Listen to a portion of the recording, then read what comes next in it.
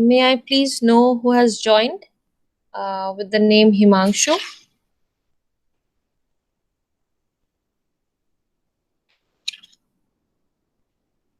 Am I audible to you, Himanshu?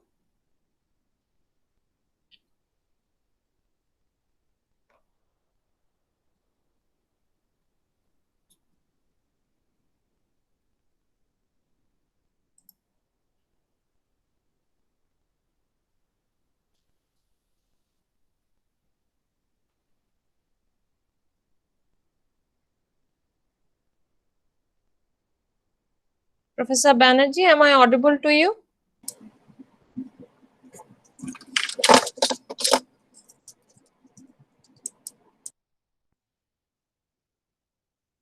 Professor Banerjee, am I audible? Yes, you're.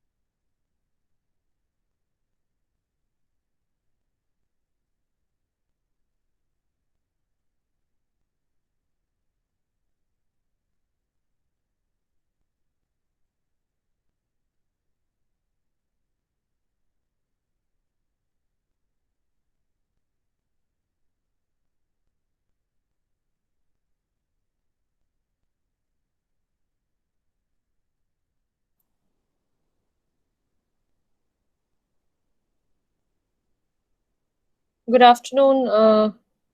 Good afternoon, Monika. Am I audible to you? Will you check with your mic once? Monika, am I audible to you? Yes, ma'am. Yes. Will you check with your video once? I have turned on my camera, but am I not visible to you? No, I think there is a problem with the bandwidth. So you're not visible at the right point of time. I'll try again. Okay. Okay. Thank you.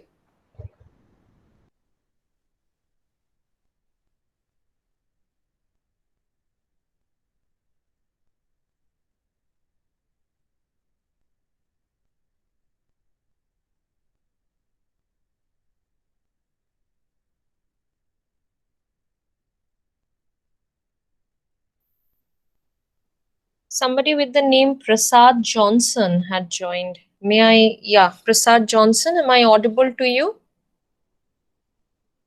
Yes, ma'am. Yes. Will you check with the video once?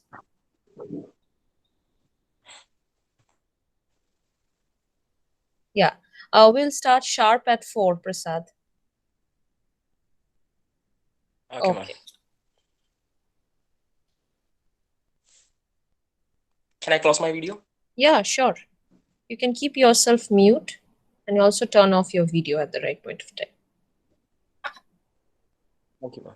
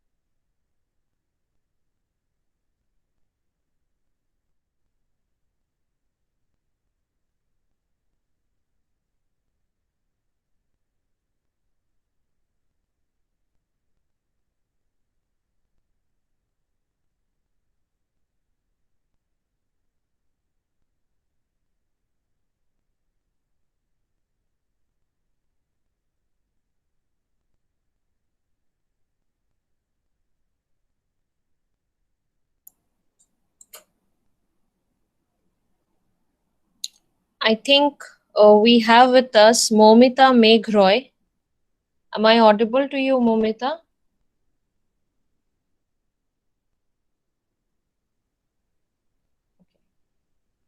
I think there is. We also have with us Rabia Khan. Uh, Rabia Khanam. Is it? Am I audible to Rabia ma'am? Rabia ma'am, am I audible to you?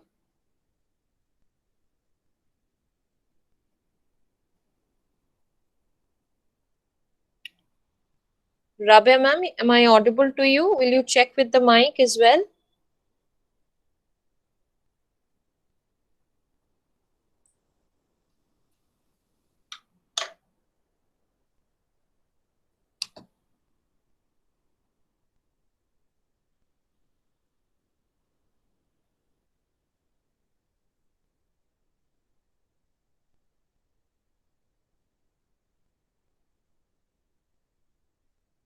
You're not audible. Yeah.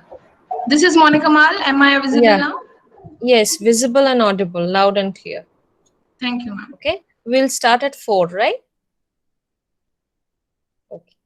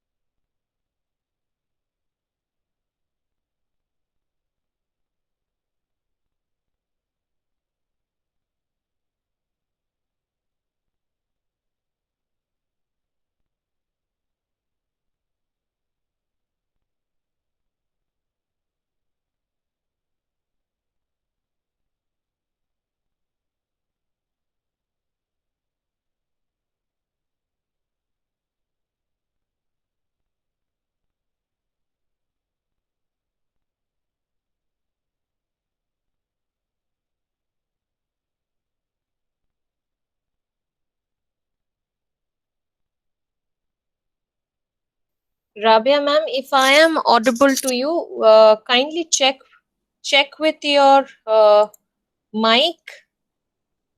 That will be great if you check with your mic. I understand there is some technical glitch. Kindly check with your mic. Hello, good Yes, you evening, are. ma'am. Good evening. You are absolutely audible. Thank you, ma'am. We'll start sharp at 4. Okay, ma'am. Yeah.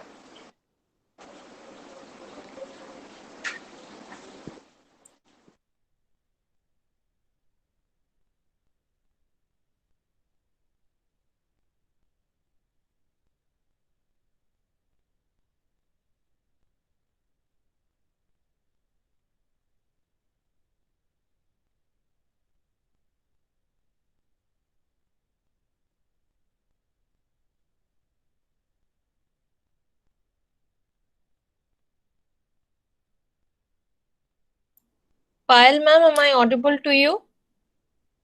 Will you check with your Yes, mic? ma'am. Yes. Yes, ma'am. Okay. Fine.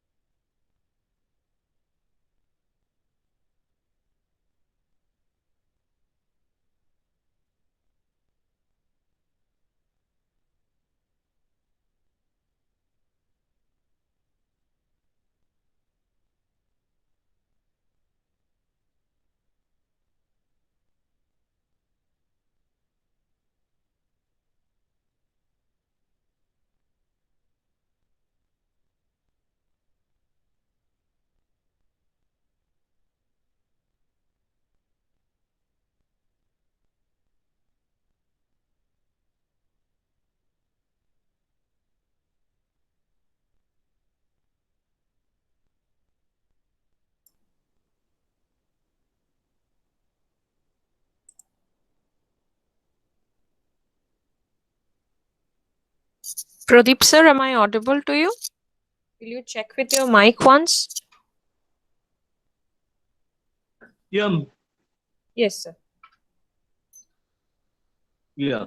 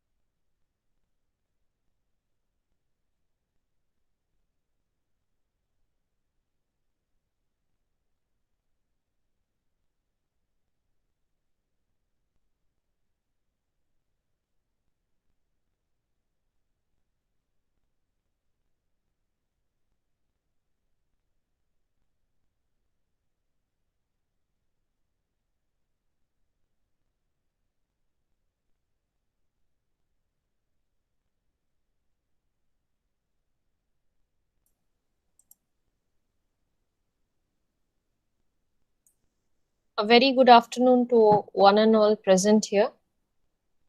We have gathered here for the International Web Conference on African Literature, Orature and Culture, organized by the Department of English, Rishi Bankim Chandra College, Naihati.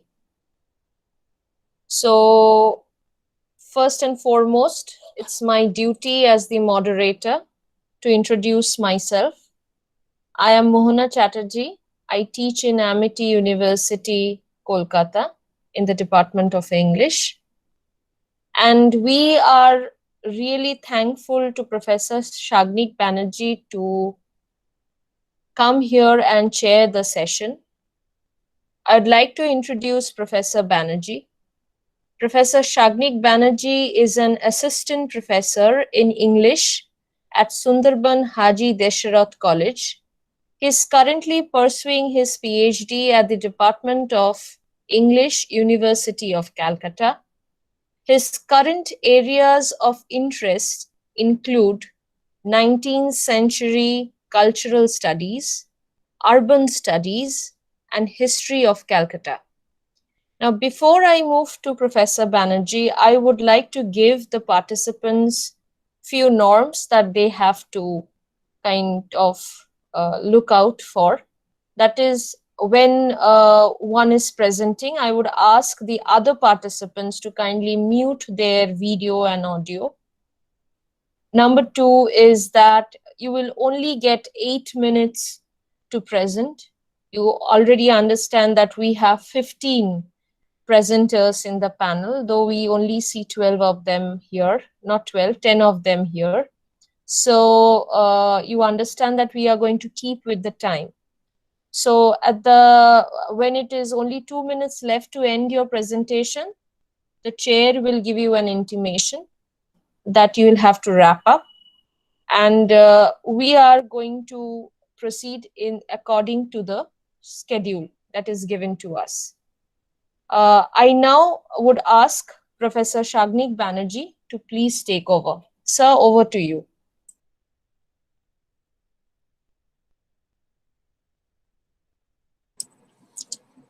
Thank you, Professor Chatterjee. Am I audible to everyone? Yes, you are audible. Okay. Thank you so much. I welcome the participants here to the session 16 of the International Webinar on African Literature, Orature, and Culture. And from what we have seen, I've seen from the schedule, we have a varied areas to have been covered in the papers that will be presented. So without much ado, I'll like to call upon the first presenter, Monika Maal, who is an MA Department of English, who is from the University of Rajasthan.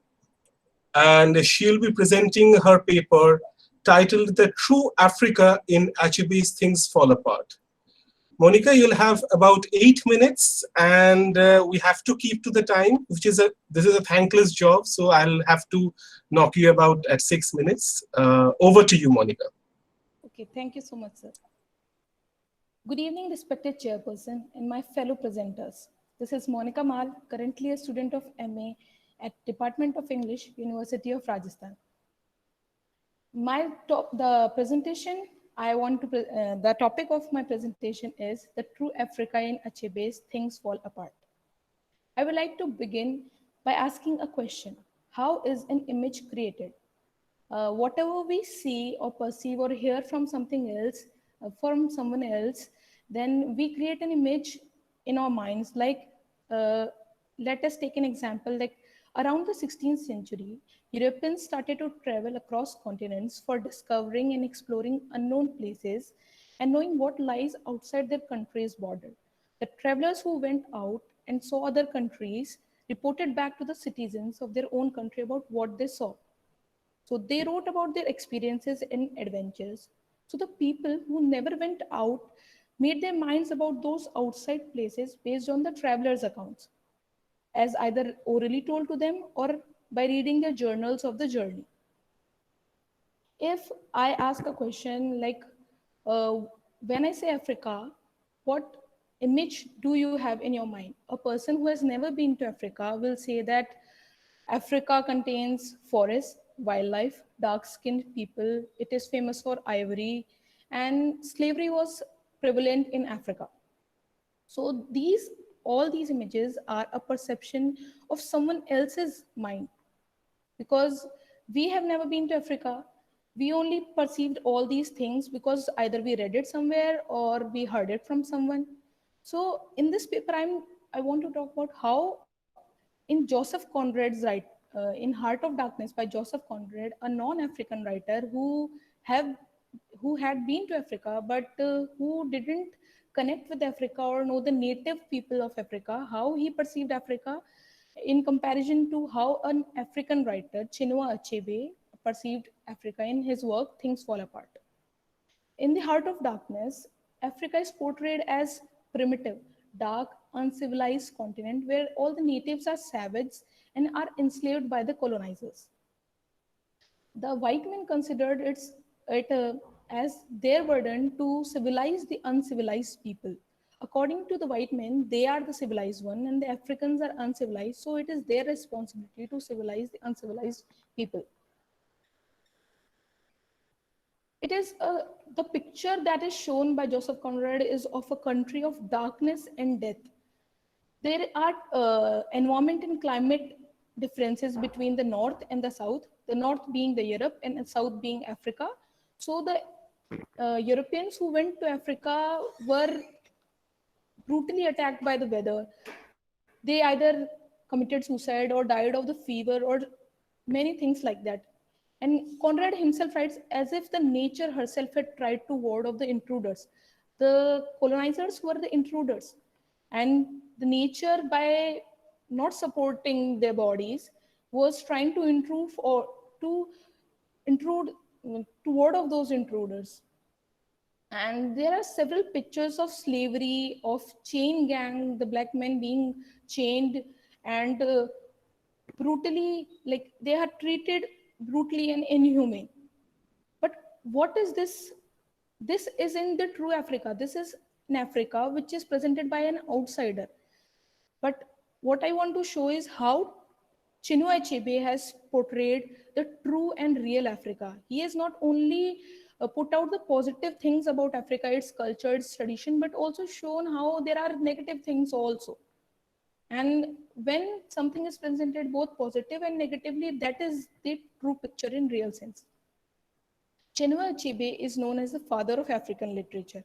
And in his debut novel, Things Fall Apart, he talks about the pre-colonial life in southern Nigeria, a country in Africa. Achebe has portrayed the lifestyle of Igbo community from southern Nigeria. He has shown how they live in clans, and being a respected clan member means a lot to them. They strive for respect and power. Titles are given to the most powerful people, and more the number of titles, the more power one beholds. Wrestling is a way to compete and see which clan and clan member is the most powerful. In the novel by Achebe, Things Fall Apart, Umofia, the clan of the protagonist Okonkwo, is the most powerful clan in the Igbo community in the southern Nigeria. It is because Okonkwo, the protagonist, is the best wrestler and he is fierce and powerful. Let me tell you about the lifestyle, how the Igbo community people lived in Africa, and how Achebe has shown the real lifestyle or the real Africa in Things Fall Apart. The Igbo community people lived happily and peacefully. If someone came to their house, they offered palm wine and kola nut as offerings, as peace offerings, which means that they are welcome at their house. The main occupation of the Igbo community people is farming, and the land means a lot to them. Farming is the main source, and land is like the main source of power to them. The bigger the land, the more powerful a person is. Yam is the main crop, and it is called the king of crops. There are gender divisions amongst crops as well. Yam, the king of crops, is a man's crop, and cocoa yams, etc., are the women crops. They are heavily dependent on rain. Marriage is also a power status of a man. The Two bride more price. minutes, Monika. Okay. The bride price 2 more minutes. is okay. In Things Fall Apart, he has also shown the deities, the gods, and how they pray to Chukwu, Igwugwu, Annie, and they make peace offerings to the goddess. And in this whole paper, I have shown like how Africa is not just a dark continent, but a continent which is culturally rich, and there are people who are ready to fight for their freedom. And in Heart of Darkness, Joseph Conrad has only shown the negative side, how the natives are attacking the foreigners, but these foreigners are intruding on their land, so they have to attack them, and it is acceptable in a certain way. But what Achebe has shown is the culture, the tradition, the lifestyle, their living sense, and everything that is beautiful and real in Africa. Thank you so much.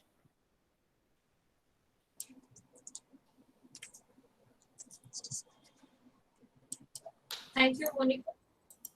Sir, we don't Thank you, have Monika. Sir, we don't have any question at the right point of time. So can you take the question Yeah, later, I think that would be. at the very end? Sorry, I think that would be good if we take the questions in the end to finish up with the presentations first for everyone. If it's okay with all the participants, I think we'll take the questions in the end. Okay, so I welcome the next participant, Momita Megrai. Is she here? Is she here? Momita Megrai from Jamia Millia Islamic University. I don't think so. So we'll move on. If she's, is she here? I don't think so. I'll try to connect. I'll try to connect. Okay, then we, without waiting, we move on to Mritika Ghosh. I guess she's here. Mritika Ghosh, are you here, ma'am? Yeah, you're Yes, perfectly sir. Am I audible and audible? visible. So Mritika Ghosh, you're going to present a paper titled Epics Comparatively, a comparative study of Kalevala and Muvindo, if I'm pronouncing it correctly. It's promises to be I was reading your abstract, it promises to be a very fascinating paper. We are comparing African epic with a Finnish one, so I'm very eager to hear you. So ma'am, it's over to you. And your time starts now, so keep it within the time, I request. Thank you so much. Thank you. Thank you, sir. My paper is entitled Epics Comparatively, a comparative study of Kalevala and Mvindo. The epic universe is a fictive domain motivated by its temporal, spatial, and social context. Its thematic and structural coherence is not one of strict narrative logic and chronological order, but is created with analogies stretching from one scene to another. As the epic universe has been a product of oral tradition, its stories could be made long or short and linked to others with explicit ties or by ways of allusion whenever it has been orally performed. Instead of any one particular story, various stories spin around the same thematic core. That is the reason why epics can also be referred as an omnibus genre. Therefore, though rooted in different chronotopes, a study of two different epics can effectively contribute to a comparative analysis. Thus, this paper will deal with the comparisons of two epics, the African epic Mvindo and the Finnish epic Kalevala. The Greek word epos means words conveyed by voice or oral utterances. And an epic universe depicts language put into action or oral utterance in action. Therefore, in the etymological domain, epos can be considered as a metaphorical allusion to the concept of oral poetry. When metonymically evoked in any performance of an epic poem, the epic universe reaches towards and merges with the present universe of the singers. Performance is the enabling event for any interpretation of oral tradition, resulting in the fusion of the two temporal orders, the time of the epic universe and the present time of the performance. The epics Kalevala and Mvindo also refer to the level of this linguistic action in which the act of narration leaves a trace in the text itself. Both of these epics have disseminated in oral forms. Kalevala is a Finnish epic compiled by Elias Lonro. Before compilation, Kalevala was promulgated orally. Finnish oral tradition, which has shaped Kalevala, refers to themes, motifs, and forms of poetry cast in unrhymed, non-strophic, trochaic tetrameter.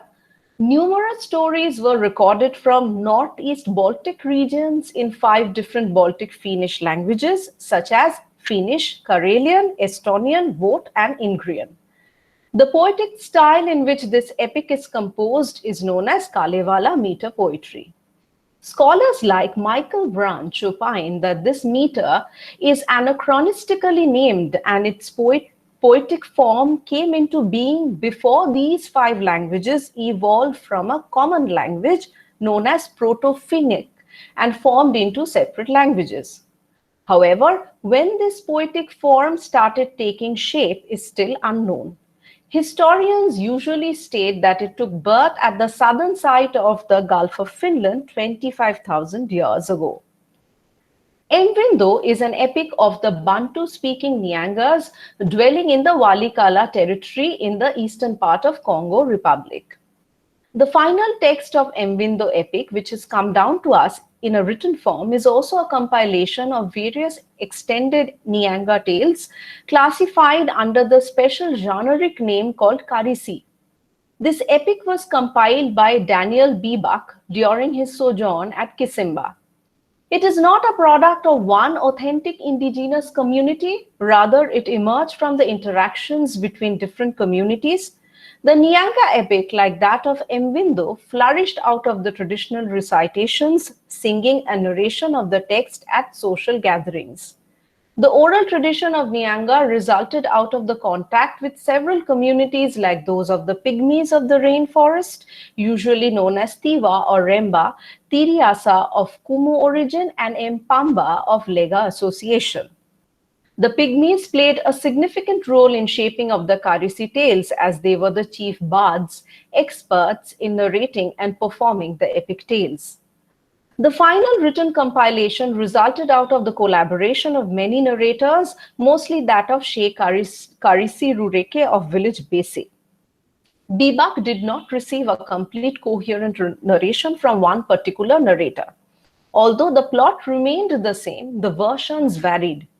The incorporation of different genres within the larger genre of epic is another example which helps in tracing the fact that these epics have not been formulated, composed and promulgated by an individual but rather by different narrators. Both Kalevala and Mvindo are replete with proverbs, riddles and didactic elements. The use of rituals, songs, epigrams, and proverbs make the intertextual network of oral corpus of the epic dense and boundaries of the genres permeable. Kalevala was traditionally sung at social gathering. The performance included at least 2 participants, a singer and a foresinger. Riddles, proverbs, spells, ritualistic chantings were included within the larger corpus of Kalevala meter poetry.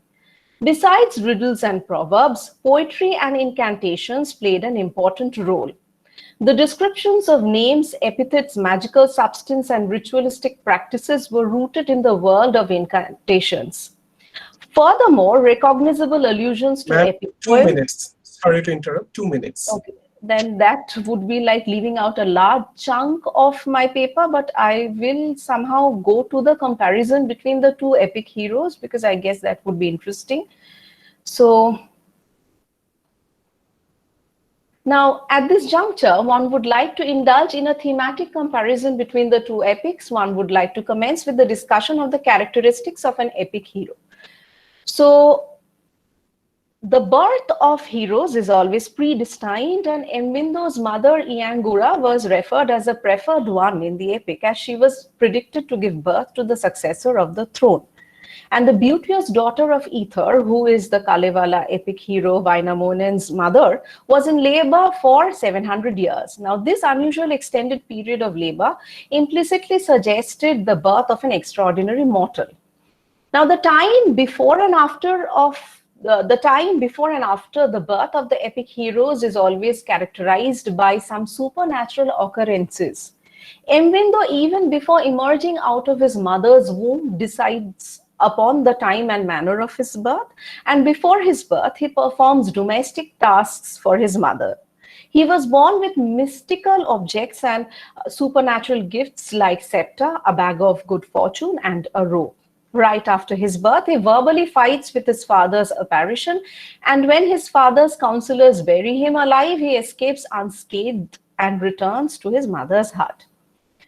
Imatar, the virgin of air, descends to the water, and a pochard lays its egg on her knee. The egg breaks and the world is formed from its pieces. The mother of the water then gives birth to a child, and this is how the hero of Kalevala, Vainamoinen, is born. His birth is directly linked to the creation of the world. Now, the epic hero, though mortal, possesses some kind of divine connection. Vainamoinen's mother is the beauteous daughter of Ether, though Mvindo has no direct connection with divinity, but before his birth, the astonishing task that he performs makes him different from the mere mortals. Now, one of the most pertinent motives which dominate the epic genre is that of the motive of journey. The entire plot of Mvindo revolves around numerous adventures which the hero confronts during his journey. Mvindo travels beneath the surface of water to search for his paternal aunt, And Vainamoinen, also in Kalevala, encounters various adventures during his expeditions to different parts of the world. He visits the sea in search of Aino, who's Jukanen's sister, his enemy's sister. And the most significant of all adventure is how he goes in search of Sampo. So Sampo was a magical artifact. So the epic heroes have to confront multifarious ordeals and have to overcome various barriers which are obstructions in their journeys. And due to paucity of time, I will not be able to go to elaborate examples, but both the epic heroes of Mvindo and Kalevala performs these multifarious tasks or ordeals. And one common trait, now before I conclude, this is one thing I want to highlight, that one common trait of this motif of journey is that stories are conveyed in an episodic manner, and hence contribution to the orality and how the different genres were merged to form the epic genre. So one would like to conclude by stating that though produced in different time and space, both Mvindo and Kalevala meter poetry quite accurately reflect pertinent aspect of an epic narrative. Both have permeated through oral traditions and expound the formulaic aesthetics of epic genre and thematic motif of the journey, a common device of epic narrative. The concerned epics were cultural constructions of time relating past to present. Kindly please conclude. Yes. We have overshot the time. Yes. Thus, both the comparisons truly live up to the structural and thematic aesthetics of the genre of epic, which is one of the most important part of oral tradition. Thank you, sir. Thank you so much, Professor Ghosh, Assistant Professor, Amity University, Kolkata, for your fascinating paper. I would have loved it to go on, but we have time constraint. I hope you'll understand. I hope I understand. And without further ado, I'll go on to the next presenter, Mrs. Prachiprabha Padiyari, who is a lecturer in English, Shimanta Mahavidyalaya, Jharpokriya, Mayurbhanj, Odisha. Ma'am, are you here?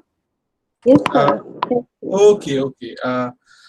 You're presenting a paper on Black Awakening, Feministic Focus and Humanistic Concern in the novels of Alice Walker. Yes, sir. So I'll again request you to keep to the time, and over to you, ma'am. Thank you. Thank you very much, sir. Am I audible to all the participants? Yes, you are. Yes. Thank you. Good afternoon, the organizing committee and all the paper presenters. My topic entitled Black Awakening, Feministic Focus and Humanistic Concern in the novels of Alice Walker. So, awareness of being Black is the most powerful and fertile single inspiration for Black writers in America. At the beginning of the 20th century, the eminent and famous writer critic W.E.B. Du Bois predicted that the problem of color would be the problem of the 20th century. Out of the variegated components of this politics or problem of color, Black Awakening is the preferred spectrum of focus in the novels of Alice Walker, like, to name a few, The Color Purple, Meridian, Possessing the Secret of Joy, The Temple of My Familiar, etc. This awakening is exhibited by Walker, which no other African American novelist before her has done, as being simultaneously racial and secular. Thus, such awakening possibly heralds the birth or evolution of an egalitarian society. Apart from Black Awakening, my paper also aims to dwell upon the feministic and humanistic concern in the novel of Alice Walker. So, feminism is a movement of ideas that seeks to grant recognition of the same rights to men and women. In the 18th century, women were believed to be back from men in terms of creation. For this reason, women have been deprived of various rights. It's a literary movement that emerged in the direction of women, women's lives, and women's rights. The advocates of this movement are having the view that men and women do not receive equal treatment in society. According to these people, men are always one step ahead of women and believe that they have various privileges. For this reason, an inequality has arisen in society. Women who realize this disparity has begun to express their views through the feminist movement. The fundamental theme of feminism is based on women's freedom. There is criticism against social relations. Feminists are often focused on issues of gender and sexuality because, in their view, these issues must be considered when restructuring society. First, they begin to defend equality and later made efforts to obtain women's rights. The main aim of feminist theory is to understand the nature of gender inequality.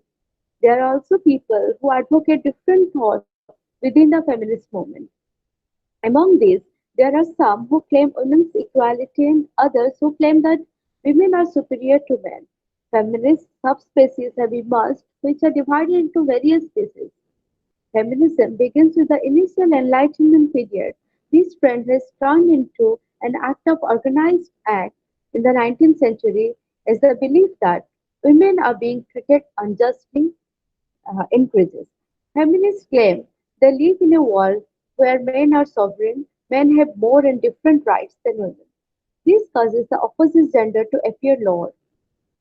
So, according to feminists, all the injustice in society will disappear by the help of recognizing equal rights to women. In many countries in the world, the rights to vote for women have been given in the 20th century. Feminism has been a major influence in granting various rights to women in America. The effects of these feminist ideas that emerged in the 19th century are evident in the works of writers, most of whom are female. Such a writer is Alice Walker, who advocates for women's rights and expresses it in her works. So Alice Walker has worked in very variety of genres, including children's literature, poetry, non-fiction, and screenwriting. She is best known for her novels, which give voice to the concerns of an often doubly oppressed group, African American women. She is best known for her Pulitzer Prize-winning novel *The Color Purple*, which extends and solidifies many of the themes, anticipates and paves way for Walker's future preoccupations. It focuses on another novel is Meridian, which focuses on women's lives and examines how the past and present interconnect and construct the future. Meridian, Walker's second work of long fiction, is set against the turbulent backdrop of civil rights movement, which gained force in the 1960s, triggering sit-ins, demonstrations, and protests against the racist and segregationist policies that controlled and saved the lives of African Americans in the South. Walker's various aesthetics and social concerns are harmoniously combined in Meridian, an exploration of a young woman's coming of age and her journey from loneliness, guilt, self-doubt to self-acceptance, empowerment, and love. Like Walker once was, Meridian is set on a path to greater self-realization and endures the hardships of firmly and irrevocably establishing her identity amid the chaos of social upheaval, sexual alienation, and people who are not always approving and supporting of either the woman or the cause. In Meridian, young activists attempt to break the tradition by bringing an end to the racism and segregation that had overshadowed Black Americans for centuries. Walker shifts her focus from the present to the past to explore the lives of people who helped pave the way to the present moment. The experiences of Lovini and Featherman, for example, frame the issues that Meridian and her father faced. The Serpent Mound also evokes this powerful historical precedent, serving as a vital connection between Meridian, her father, and the ancestors who came before her. Throughout Meridian, Walker stresses the universality of the human experience and suggests that no one has cornered the market on suffering. Rather, many individuals from a variety of groups, backgrounds share a common history of exploitation, guilt, suffering, violence, and ultimately freedom, triumph, and acceptance. Meridian is plagued by mysterious inherited illness, much like epilepsy, which parallels and triggers her spiritual and physical transformation. I am skipping some parts due to the shortage of time. Yes, I'll come now on my another novel which I have taken, The Color Purple. So in Color Purple, Walker realistically We reveals. have about 2 minutes, please. Okay. Uh, Like many black feminist writers, Tuaker, being a black woman requires to face with many different challenges.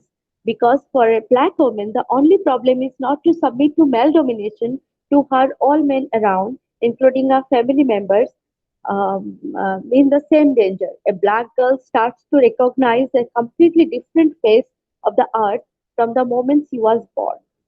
So in the novel The Color Purple, there is a clear female sisterhood and closeness.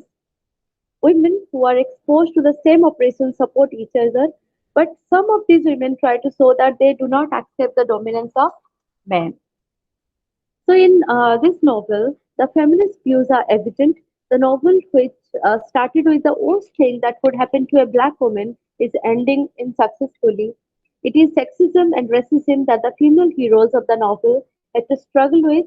It is emphasized throughout the novel that Sally's nigger, especially the woman, and should be submissive to men because she is a black woman. Her humanity is ignored and is always under pressure. As a married woman, she is forced to do what her husband wants and not what she wants. To her husband, she is an asset that he can do whatever he wants.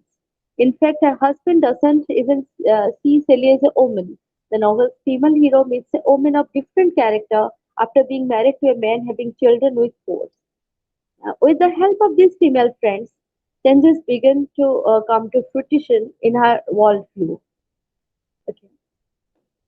So, this is a personal victory. Life begins with difficulties, continues with finding herself. To Walker, Sally embodies all black women like them.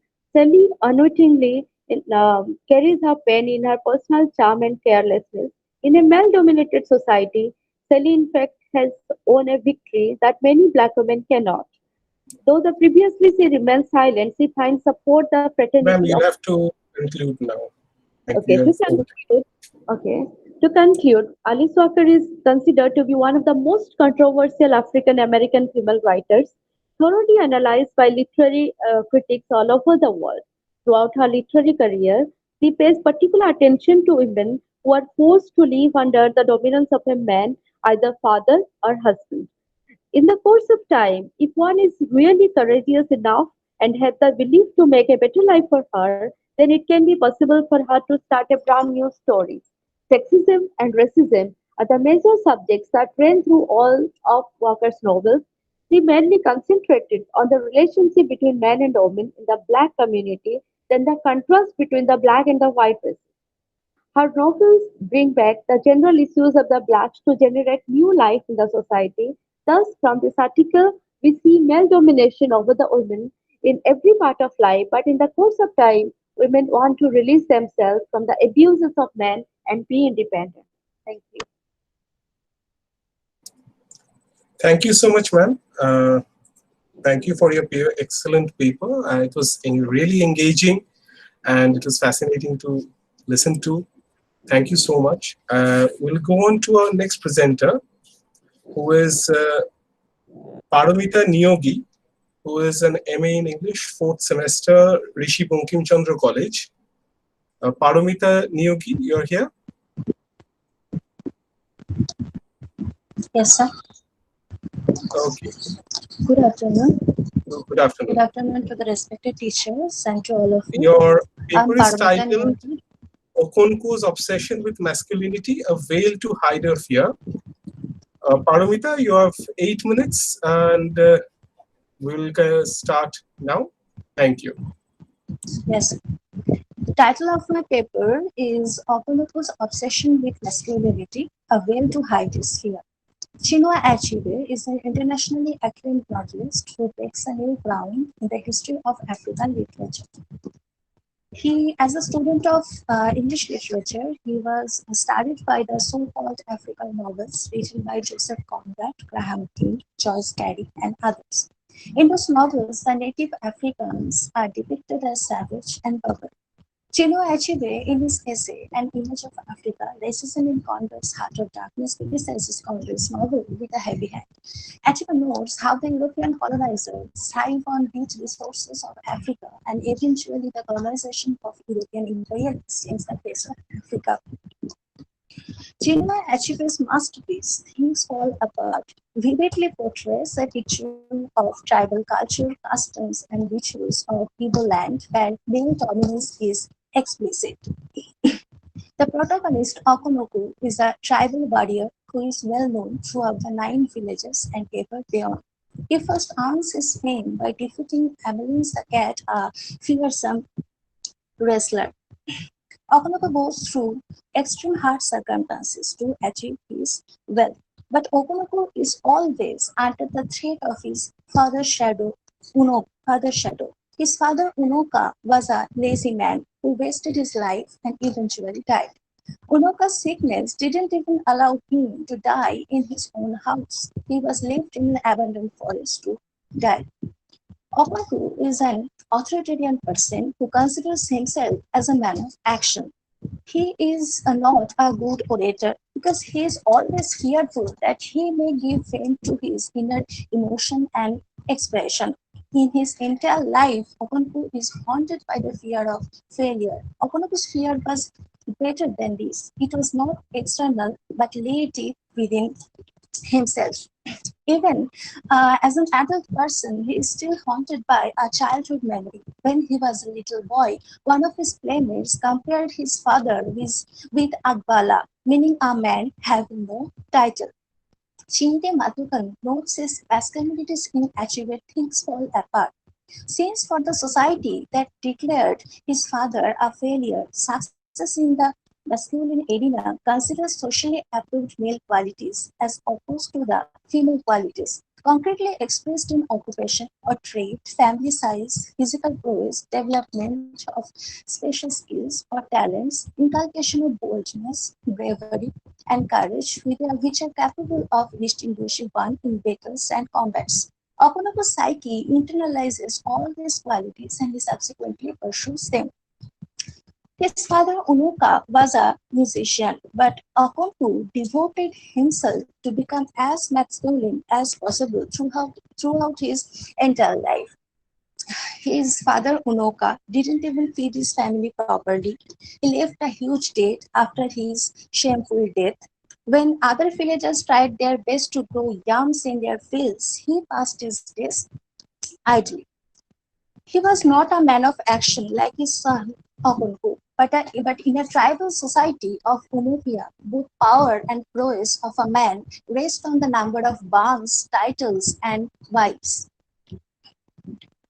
On one hand, Okonoku chooses to become a great warrior to protect his clan, and on the other hand, his father gets depressed when it comes to war. He cannot bear the sight of blood. Even the neighboring village, Mobiano, is afraid of Okonoku's rage. And this village handed over a virgin and a boy Ekomofuna as a compensation to avoid a war with Umofia. Ekomofuna stays in Okonoku's household. At first, Ekomofuna is terrified, but as time passes, he becomes an inseparable part of the family. But after 3 years, the village oracle decided. Village oracle has decided that Ekomofuna should be killed, and Ekomofuna should be killed. And Okonku also participates in this act of killing to prove the fact that he is strong, though Ikomofuna considers him as a father figure. He heard Ikomofuna cry, "My father, they have killed me." As he ran towards him, dazed with fear, Okonoku drew his machete and cut him down. He was afraid of being God weak. Okonoku believes in dictatorship. He strongly controls his family, and female members of the family are always in the constant fear of his ill temper. He often beats his wife without any reason. Without any reason. After an old person aging to death, his funeral rites are performed with great honor because he is a prosperous man of the clan. And in the ceremony, Okonku fired his gun, and this takes the life of a boy in his clan, and it is considered as a crime that Okonko has killed a boy of his clan, and Okonko and his family are banished from the clan. Though Okonko is after the banishment, Okonko is welcomed in his mother's village, Mbanta, but he is not satisfied with his mother's village. He wants to re-establish his right over his father's village, that is Umofia. 2 minutes. The plot in things, yes. The plot in Things Fall Apart suggests that the colonial conquest helped undermine the authority and the power base of senior men in the African or Nigerian community as colonial officers. After coming back, Okonoko understands that the Christianity has always implanted the seed of Western culture. At first, his eldest son Nui refuses to obey his authority and joins Christianity. Nui finds solace in the shelter of Christianity. The condition gets worse when a converted man Enoch unmasked and ancestral spirits, that is Edu, in order to take revenge. The Christian church is destroyed by some Igbo people, and the leaders, which includes Okunku, they go to meet the district officer, and there they are tortured brutally. After coming back, Okunuku doesn't digest the insult. Okunuku slept very little that night. The bitterness in his heart was not now mixed with a kind of childlike excitement. Before he had gone to bed, he had brought down his war dress, which he had not touched since his return from exile. The next day, the villagers gathered for another meeting with the messengers of the white men. It is the colonizers, European colonizers. 5 messengers have come to soothe the crowd. Okonko loses his temper. He moves forward and cuts the head of the messenger. Okonko has understood well that no clansman will accompany him in this war. Okonko doesn't find any reason to live his life further. Now he feels isolated in his own clan. Okonko commits suicide in the end of the novel, and his body remains untouched by his clansmen. Throughout the entire life, Okonko goes to any extent to escape from his father's shadow, who is considered in the Umofran society as an Akbala. But Okonko's shadow ultimately overtakes his destiny.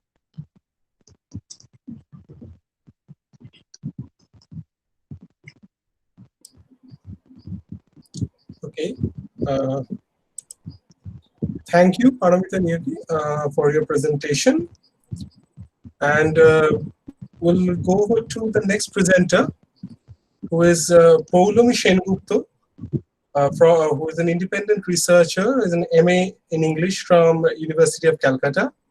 And her paper is titled The Illusion of Race and the Telephone. Quite interesting. So, Poulumi Sengupta, am I audible? You have to unmute yourself. Now, am I audible, sir? Yeah, you're perfectly audible and visible. So, Poulumi Sengupta, Poulumi, take over. Thank you. Oh, thank you, sir.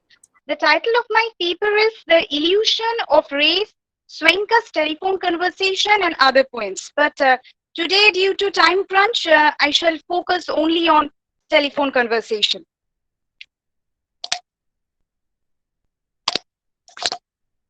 The concept of race is a construct, but racism is not. Sorry, sir.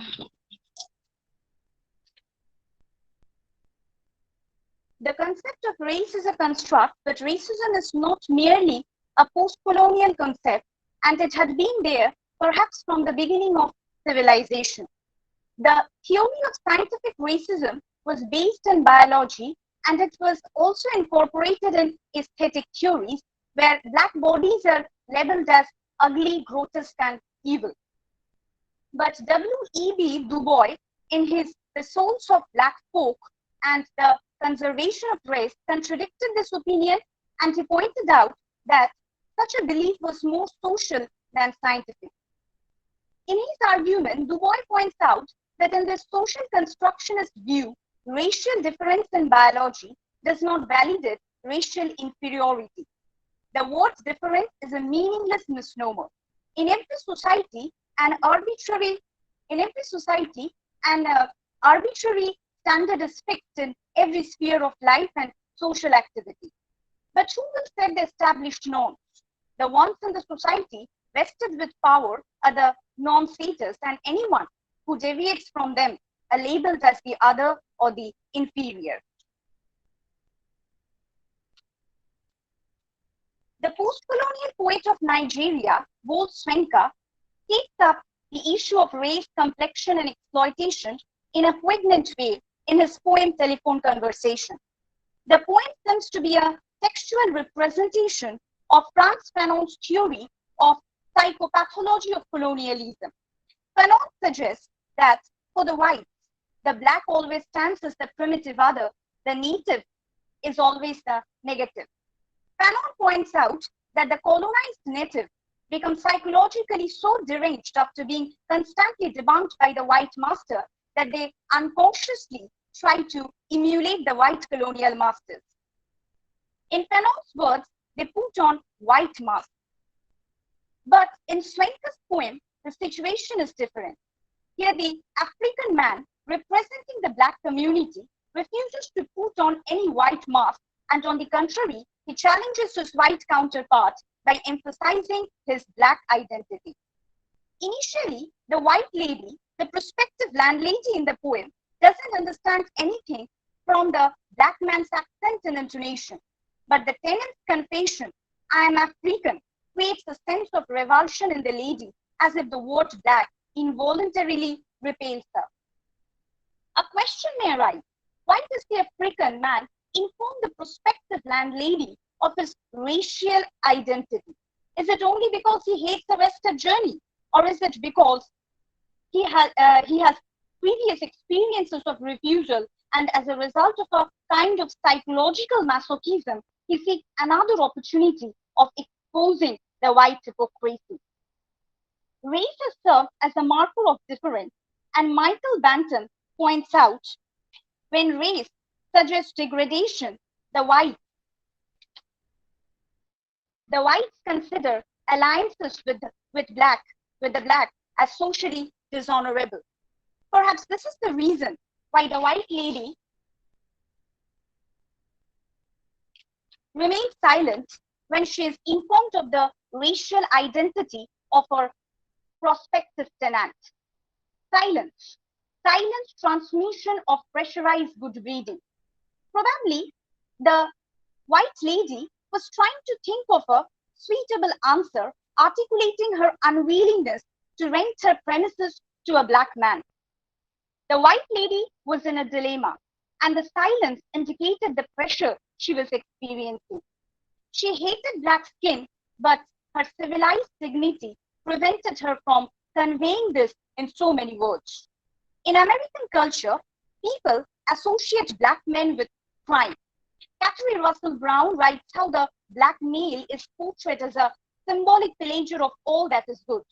Maybe the white lady in Soyinka's poem also has such thoughts at the back of her mind. But Du Bois has pointed out that criminality must not be identified with black personality. He also argues that when black men gain power and status, criminal activities among them will automatically be reduced. The white lady asks a meaningful question to the African. The white lady asks a meaningless question to the African. How dark? Are you light or very dark? This question is basically indicative of the nervousness of the lady, or maybe Soyinka tries to make the whole situation ridiculously idiotic. If a white lady wants to know of the blackness of an African skin, it sounds not impolite, but savage. Soyinka exposes the brutality of racial attitude. These lines of Soyinka's poem reflect what Derrida argues in his Racism's Last Word. Derrida points out that racism has a language of its own in which non-white races are othered as monstrosities. Through these tropes of othering, the black man is reduced to the realm of animal and is denied of any human space or right. Through her language, the white lady in Swenka's poem has denied the black man's identity and culture. When the African man inquires, "You mean like plain old milk chocolate?" the tone of ridicule is obvious. The chocolate is a metaphor which projects the psychological cannibalism of the white lady. Though cannibalism or savagery is always associated with black bodies, the language of the prospective landlady demonstrates that savagery doesn't depend on the color of skin. 2 minutes, ma'am. Okay. Henry Louis Gates retrieved the trickster figure, Isu Alegbara, which bore its origin in African mythology. In Yoruba tradition, it is the messenger of God. Gates has proposed two modes of Isu Alegbara's: motivated and unmotivated. The unmotivated blacks are the ones who are imitative and respectful towards the white. In telephone conversation, the African man stands as a representative of the motivated blacks who opposes his white counterpart. When the African man chooses to speak about the species to which he belongs, West African sepia, down in my passport, he reacts against the racist comments of the white lady. Are you dark or very light? The African actually wants to demonstrate that in spite of having a good breeding or white exterior, she is a shallow, judgmental racist. Or despite being educated, she is a superstitious woman who feels that the blacks are ominous. In the concluding part of the poem, the black man heats the savagery of the white lady with a kind of vulgarity, because that is the language which the racial community understands. Facially, I am brunette, but madam, you should see the rest of me. Palm of my hand, soles of my feet are a peroxide blonde. Friction caused, foolishly, madam, by sitting down, has turned my bottom raven black. The language of the African exposes the hypocrisy of the white community and also the unwillingness of the white to identify any space for the black. Swenka's poem, Telephone Conversation, which has a pessimistic tone, may be contrasted with Dedication, which leaves a note of optimism. In his poem, Dedication, the ark is a symbol of Swenka's daughter. Swenka advises his daughter to be as dangerous as a scorpion and at the same time gentle as a pigeon. The message that Swenka leaves in the poem is that we must protect the earth as the earth protects us. This poem evinces that the concept of race and racism is nothing but an illusion. At the end of the day, every human being is a child of the Mother Earth. Thank you, sir. Thank you so much, Paulami, for your paper. It was a fascinating read of Swenka's poem, and again, I thank you for that. And we'll continue with our next presenter. We'll go on to our next presenter, who is Porvi Sharma, who's an MA Department of English and Cultural Studies, Punjab University. From Punjab. Ma'am, are you here? Oh, okay, you're here. Yes, sir. Her paper is titled The Deteriorating Effect of Colonial Capitalism as Depicted in Cry, the Beloved Country by Alan Paton. Porvi, up to you. Thank you, sir, for introducing me. Good afternoon, everyone. I shall be presenting my paper titled The Deteriorating Effect of Colonial Capitalism as Depicted in Cry, the Beloved Country by Alan Paton. We fear not the loss of our possession, but the loss of our superiority and loss of our rightness. Here, the one statement from Paton's book is suggestive of how I shall proceed in my paper. The idea of capitalism first involved in the Western countries, and the pioneer for it was Marx.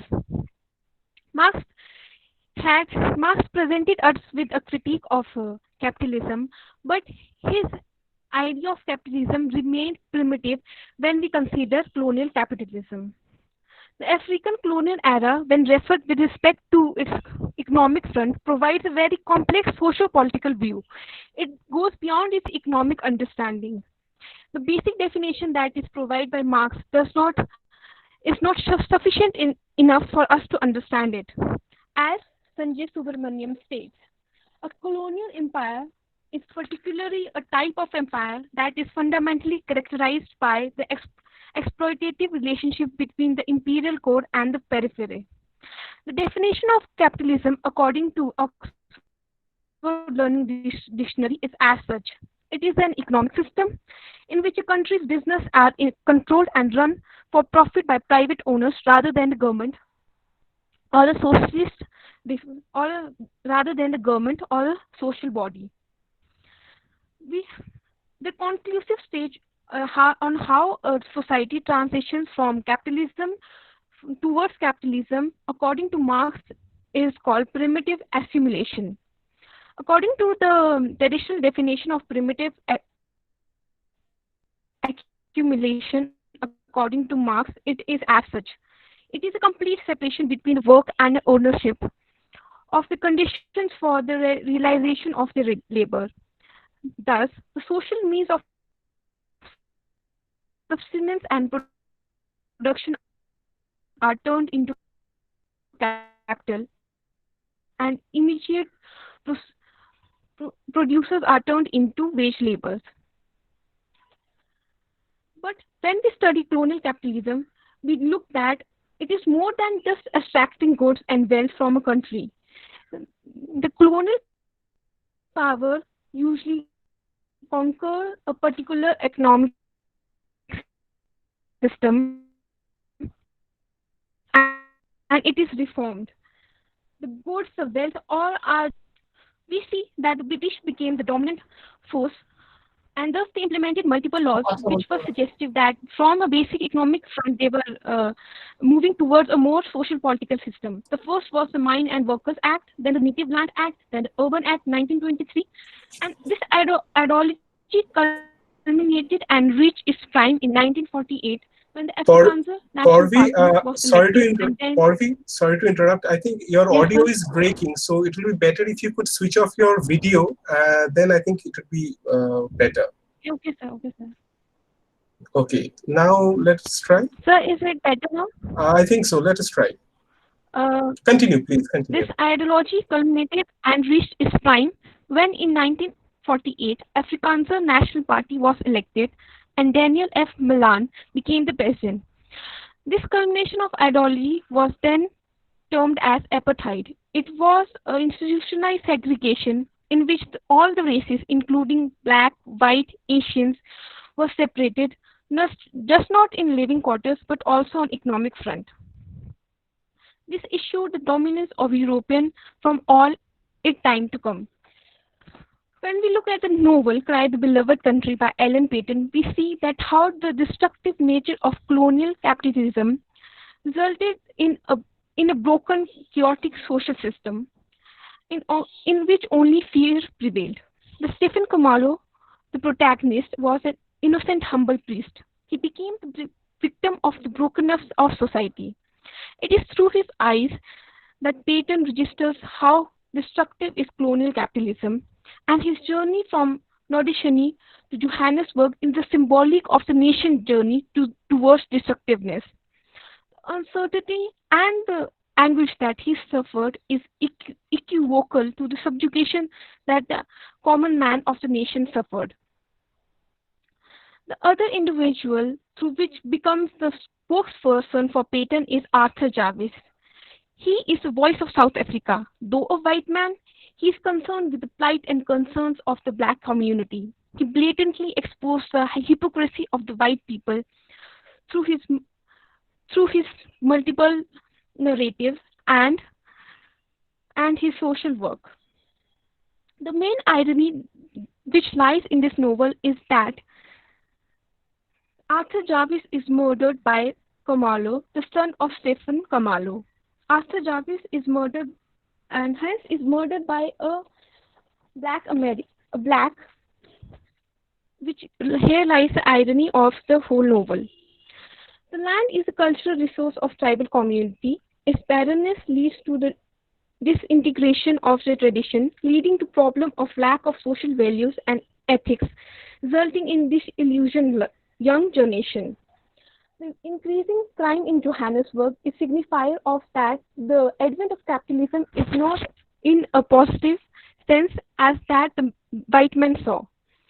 The main major problem lies that for its own economic betterment, the whole system, the tribal system, was broken, and black black individual was forced to work as bonded laborers.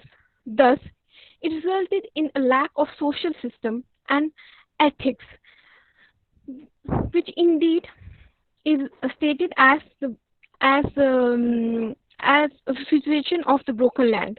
A broken land cannot sustain tribe without those people go astray, as they have no value system to guide them.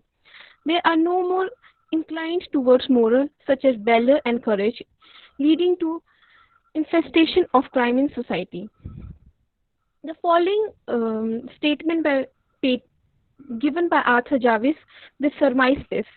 It is not permissible to add to one's possession if these things can only be done at the cost of other men. Such development has only one true name, and that is exploitation.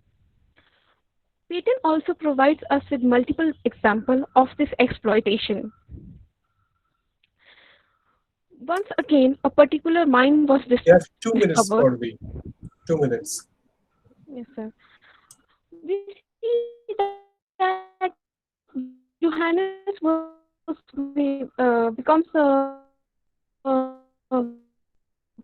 product of Your modern audio is capitalist society, breaking. and through this and how it is depicted shows us. Sir, is it better? Hello, am I audible? Yeah, now it's okay. Kindly continue. Hello. It's better. Hello. Can you hear me? Kindly continue. I should conclude as such. The spread of colonialism altogether. Yes, sir. The spread of colonialism altogether altered the course of capitalism, making it a global phenomenon. It evolved from an economics concept essentially concerned with the private ownership, product surplus, to a cultural paradigm. It became thus altering its social political construct, reducing human beings to capital asset. Through Western gaze, created knowledge, hegemony, establishing them as center and East as periphery. The power politics which evolved with it remains in flux till present. Thank you. Thank you so much, Porvi. It was very. We go on to now to the next presenter, who is Payal Barui, a student from Rishi Bankim College, Naihati, India. Payal, are you here? Yes, sir. Okay. Your paper is titled Conflict Between European Culture and African Culture with a reference to Chino Achebe's Things Fall Apart, No Longer at Ease, and Arrow of God. Yes, sir. Can I start? Yes, you may start. Okay.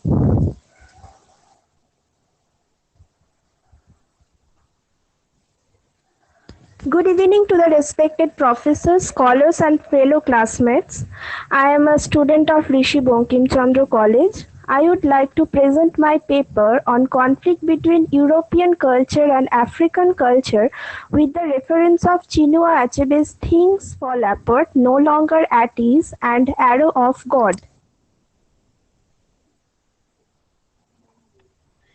It is very common that all communities have their own culture and tradition. For so long, the people of the particular community maintain their culture and tradition and also pass this to their next generation. The culture and tradition of a community also undergo through many changes years after years.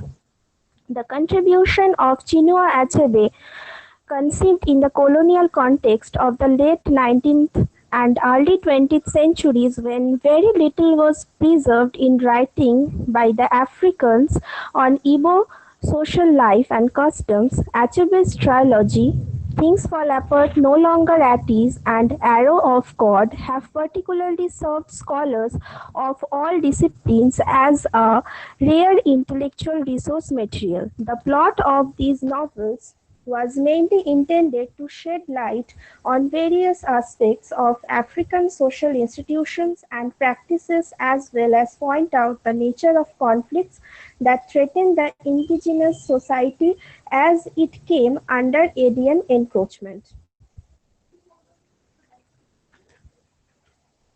So now I like to tell about the author Chino Achebe. Chino Achebe was an Igbo-Nigerian novelist, poet, professor, and critic.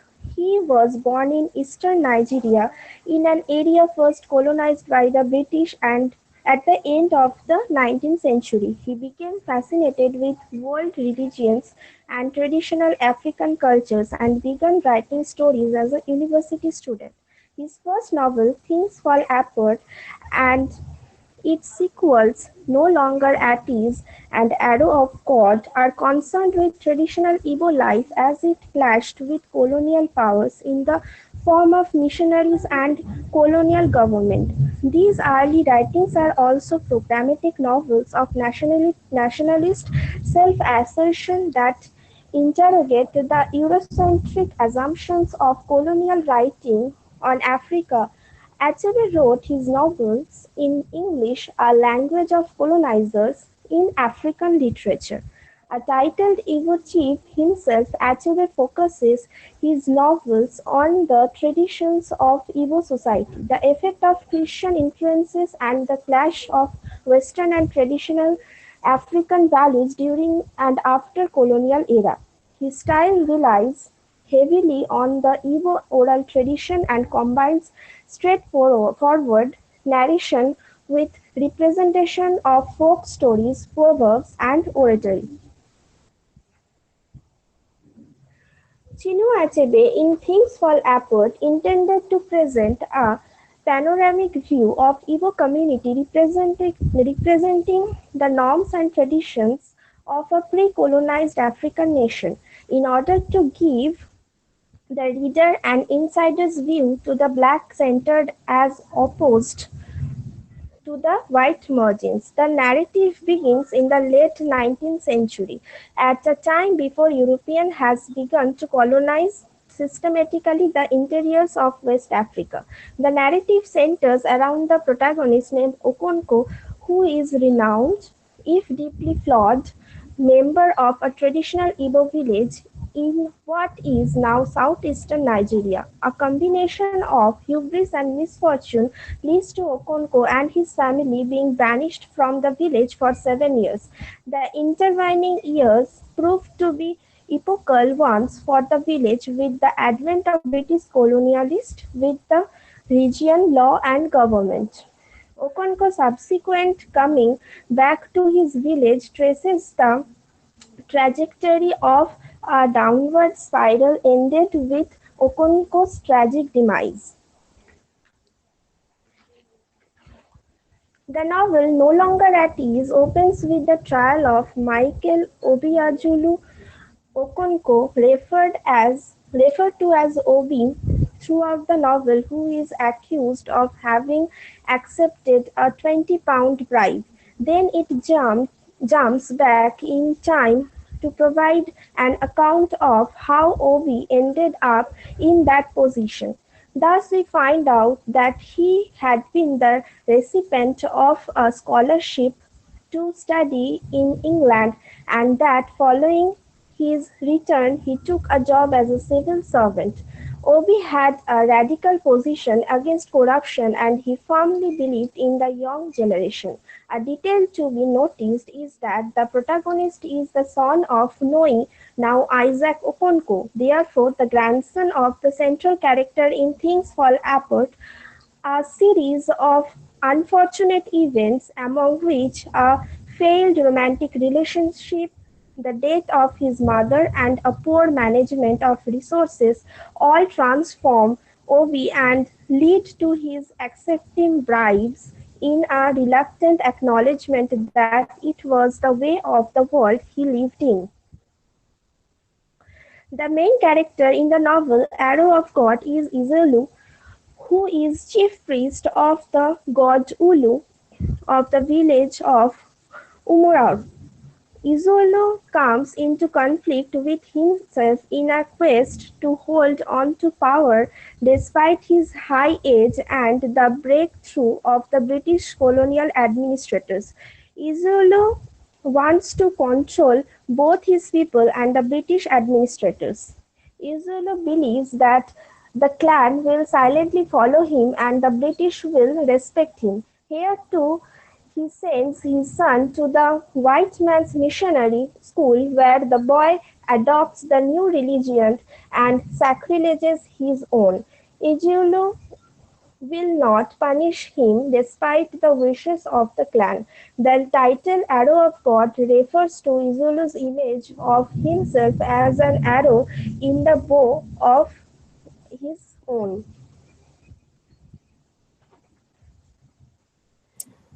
Achebe presents 2 minutes, ma'am. Okay, sir. Igbo society. Igbos are self-governing people. They have developed a fairly democratic system of government where a man was judged according to his vote and not according to the vote of his father. Igbos have developed a well-established and effective justice system. Their major occupation is farming. They are only aware of hoe culture. The main crop is yam. They have celebrated such unique festivals like a Week of Peace and the New Yam Festival. Religion has great impact on their lives. They believed in the supremacy of one god called Chukwu. They believed in many gods and goddesses, oracles, evil spirits, medicine man, magic, etc. They have a great interest in sports like wrestling. Igbo people have followed some evil practices like banning of burial in the clansmen of the dead bodies of the men who happened to commit suicide. They also have followed the ritual like throwing of infant twins into the evil forest. They follow the ritual of sacrifice of animals and sometimes humans as Okonko sacrificed Ikomofuna whom he loved as his own son.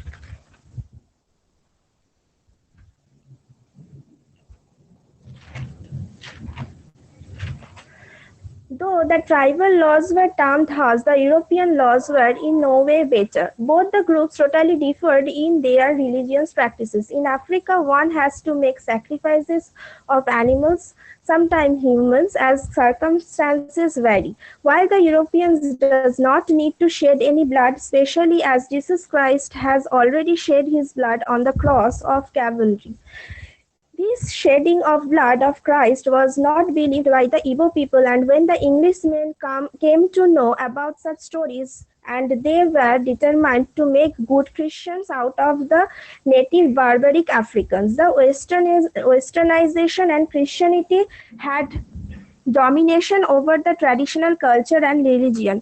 Igbo men can marry as many women for it was considered a pride, but in European context, polygamy is frowned at. Both cultures have their individual faults. Due to these faults, troubles arose. Through the domination of the English people, cultural disintegration and social chaos were created and it broke Kindly down the conclude, ma'am. ecosystem. Kindly conclude. Okay, sir. Chino Achebe portrays the Western in Things Fall Apart, arrogant and ethnocentric. That the changes that took place for alien encroachment in Africa, that they introduced their religion through missionaries, they assumed their culture, scientific progress, philosophy, and even civilization. They tempted people with various steps and tried to convert them into Christianity to their will and thus succeeded to. African attaining a supreme hand over the people, they started imposing taxes, exploiting people, etc.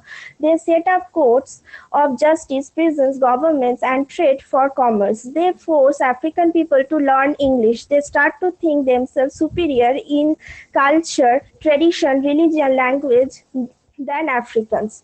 Thus, Chino Achebe portray in his novels and he portray the culture of Africans and also oppose the culture of Europeans through his novels. Thank you. Thank you, Pal. There is a question, but I think we'll take the questions at the end as we decided previously. So instead, we go on to our next presenter, who is Mr. Pradeep Kumar Bera, Assistant Professor in English, Pingla Thana Mohabiddyalay. Sir, are you here? Okay, I can. Am I audible? Yes, you are perfectly audible. You are perfectly audible, sir. Your paper is titled The Story of Defeat and Forced Transformation, Chino Achebe's Things Fall Apart as a Post-Colonial Novel. Yeah. Your time Good evening, chairperson and all the participants. Okay, sir. Honorable chairperson and all the participants, good evening, everyone. Now I am going to present my paper entitled as The Story of Defeat and Forced Transformation, Chino Achebe's Things Fall Apart is a post-colonial novel. Literature is the mirror of society that highlights the socio-cultural and political and economic aspects of human life in the familiar atmosphere. But it is currently rerouted through a language and structure that covered the way for viewing history and geography in the light of the new perspective. Things Fall Apart, that was published in 1958, just 2 years before the Nigerian independence, the first novel of the famous Nigerian novelist, poet, professor and critic Chino Achebe portrayed the theme of cultural, traditional and theological conflicts between the colonizer and the colonized, which was happened after the Second World War and during the first decade of colonization. Things Fall Apart focuses the first-hand experience of the colonialism that occurred in Nigeria in the end of the 19th century and at the beginning of the 20th century. In Things Fall Apart, Achebe presents to us a different perspective of life in introducing a different African tribe, Igbo. Achebe's main purpose of writing this book was to learn its readers about the tradition and culture of the African tribes and to describe how a simple and easy lifestyle of the tribal people gradually destroyed during the colonization of Europeans in African countries. The title of the novel is taken from famous Irish poet, essayist, dramatist W.B. Yeats' poem, The Second Coming. I quote from the poem, turning and turning in the widening gear, the falcon cannot hear the falconer, things fall apart, the center cannot hold, mere anarchy is loosed upon the world. I unquote. These lines present the nightmarish apocalyptic scenario as the poet describes human beings' increasing loss of control and tendency towards violence and anarchy. Surreal images fade away, and suddenly the audience is creating an unsettling atmosphere that suggests a world on the verge of destruction. Things Fall Apart by Chino Achebe is about the fall of African tribal communities in the colonization period of Europeans. The story of Things Fall Apart is started in the small fictional village Umuofia of Nigeria just before the arrival of the white missionaries into their long traditional Igbo land with the description of one of its great men, Okonko, who was the great warrior, a wrestler, a wealthy farmer, and a husband of 3 wives. I quote, Okonko was well known throughout the 9 villages and even beyond.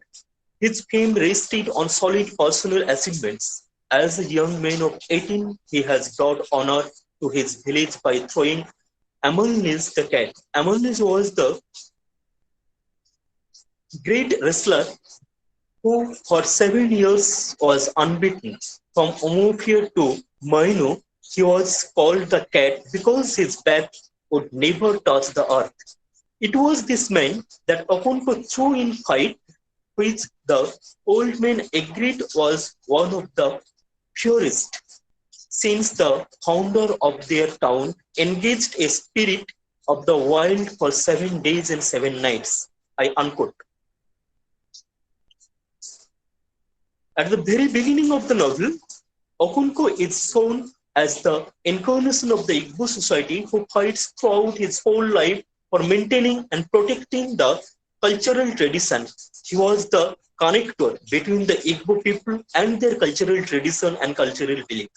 He was the strong pillar of the Igbo society, but later he was subdued due to his own inflexibility, and his strong-headed attitude and inflexibility was the cause of his downfall and defeat. And at the same time, his downfall was the downfall of the society. In Things Fall Apart, Achebe depicts a traditional cultural society of Igbo people. They believe in polytheism, though Chukwu is the supreme god in the tradition. Subsequently, there are Allah, Ikenga, Chi, Agbala, Edimili, and various gods. And they are also believed the nine ancestral spirit. And they Ugo. They were also belonged in a patriarchal society where the women were treated as the household member, and they were also confined in the house, in their household family, to cook food and nurturing the child.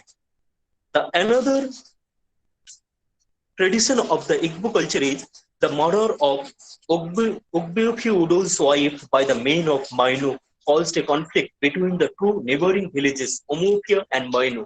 The men of Omofia declared war against the men of Mainu for this murder. Omofia is a clan of warriors, and so Mainu villages became terrified, and they skillfully find out a way of solution in the peaceful negotiation that was held in the marketplace. The two parties are present there, and the elders of the clan begin to solve the problem diplomatically. I quote, many others spoke, and at the end it was decided to follow the normal course of action. An ultimatum was immediately dispatched to Mainu, asking them to choose between war on the one hand, and on the other, the offer of a young man and a virgin as compensation. I unquote. After 2 days of their discussion, Okonko, the ambassador of Omofia, arrives in the village of Mainu to know about their decision, and there he was welcomed heartily, and the Mainu people come to an agreement. And later, according to the agreement, Okonko returns home with a 15 years boy, Ikimifuna, and a young virgin as compensation. The young girl was given to Ogbuefi Udo, and Ikimifuna is handed over to his elder wife. I quote, he belongs to the clan, unquote. He told her. In Things Fall Apart, Achebe depicts two types of conflict. One is internal, which was happening between the family and the clan members, and other is external, caused by the external forces like white missionaries and etc. The first internal conflict of the novel is shown between Okonko and his father, Onoka, who is an idle man, a debtor, always spends money for drinking wine and entertains with his friends. He has no connection with the real world. According to Okonko, he was a great failure. On the other hand, Okonko's aim in life was to earn more and more money and have many wives and children. According to the belief of the local people, it is the symbol of aristocracy in their clan. He wants 2 more minutes, sir. Okay. He wants to become a powerful elder of the clan.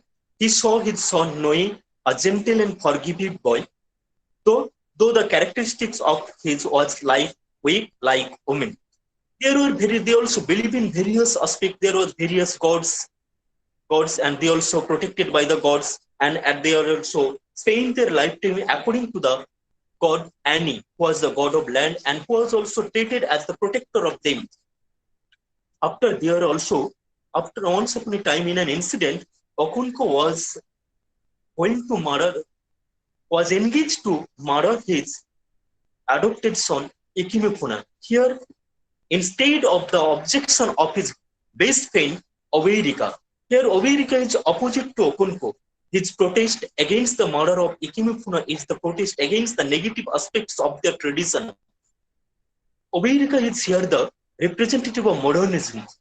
Again, the negative aspects was also found in the funeral works of as you do.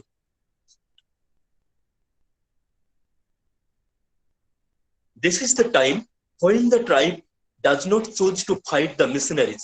The British destroyed more aspects of the Igbo culture. The Igbo is the government system that the Igbo people incorporated. They also forced the natives to change their lifestyle. The British took over Umuofia while introducing hospital, courthouses, and jail.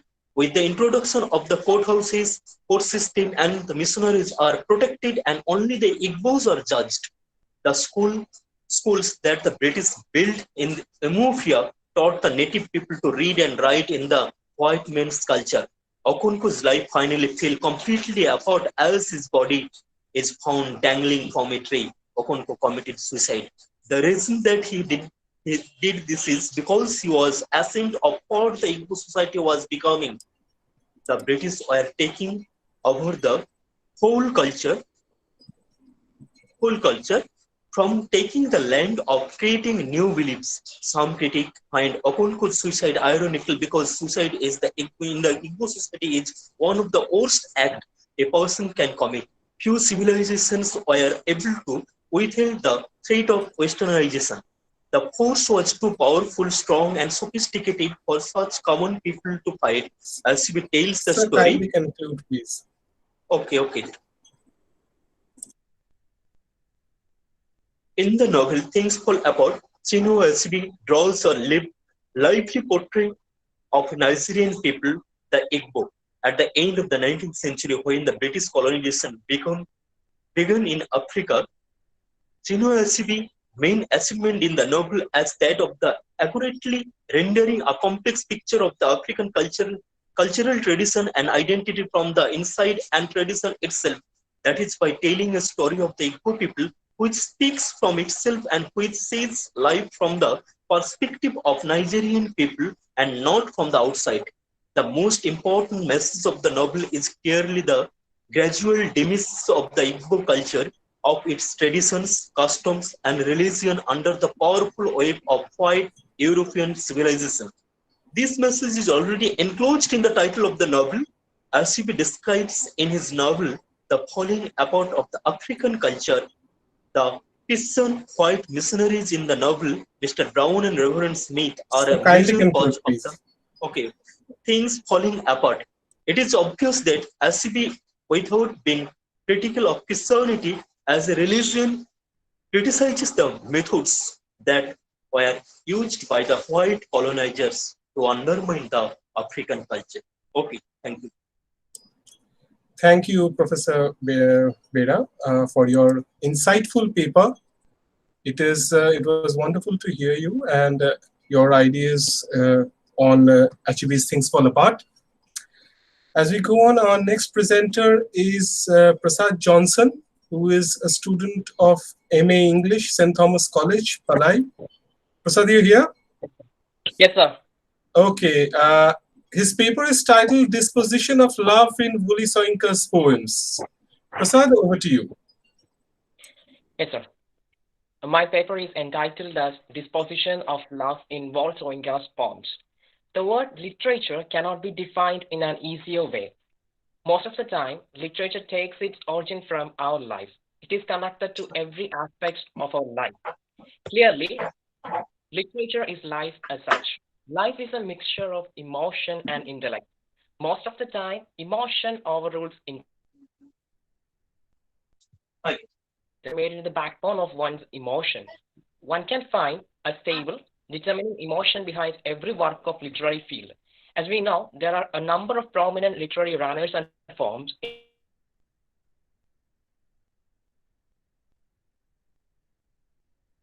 Literature reflects one's own culture, identity, and flair. People find literature as a medium for their expression of emotions. Prasad, I think it will be better if you can switch off your video. All others also. I think your bandwidth is okay. Now let's try. Continue, please. Okay. Like all other literature of the world, African literature is also rich with its heritage and politics. To an extent, it is nothing but the emotions that provides additional details about one's own culture. Emotions are of different types: anger, frustration, peace, tranquility, sadness, fear, disgust are some of the emotions that we encounter every day. But the emotion of love is of great importance because it originates from the unconscious of the other and it finds peace in all the way that it flows. Once a tradition, culture, and identity are well expressed when the emotion of love takes the highest position in the human psyche. Literature provides us with otherwise unavailable insight in the ways emotions are produced, experienced, and enacted in human social life. It is particularly valuable because it deepens our comprehension of the mutual relations between emotional response and ethical judgment. It is undeniable that literature has a tendency to evoke emotions in its careful readers, for better or for worse. According to Roman Incaran, a literary work originates in the intentional acts of the consciousness of the author. These acts resulting a text which enables the reader to re-experience the work in his or her own consciousness. The reader is therefore co-creative with the conscious process recorded by the author. Since the Geneva critics consider a literary work as embodying author's unique mode of consciousness, they define critics' task as primarily to divine the soul of the author. Walt Soyinka is the first African writer to get the prestigious Nobel Prize for Literature in 1986. He's a Nigerian playwright, novelist, and a critic. As a major figure in African literature, he wrote of modern West Africa in a satirical style and with a tragic sense of the obstacles to human progress. His poems have an appeal not only to his own clan or country, but also to modern people in general because of his Eliot-like preoccupation with the human condition. Walt Soyinka is not an elitist addressing merely artistic matters. On the contrary, he is a writer of people whose role in culture, enlightenment, and struggling against oppression is profoundly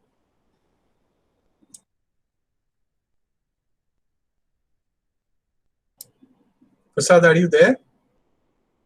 Easy to understand as he is not, although his famous dramatic work are metaphysical in theme, his outlook is strongly presented in poems and short stories.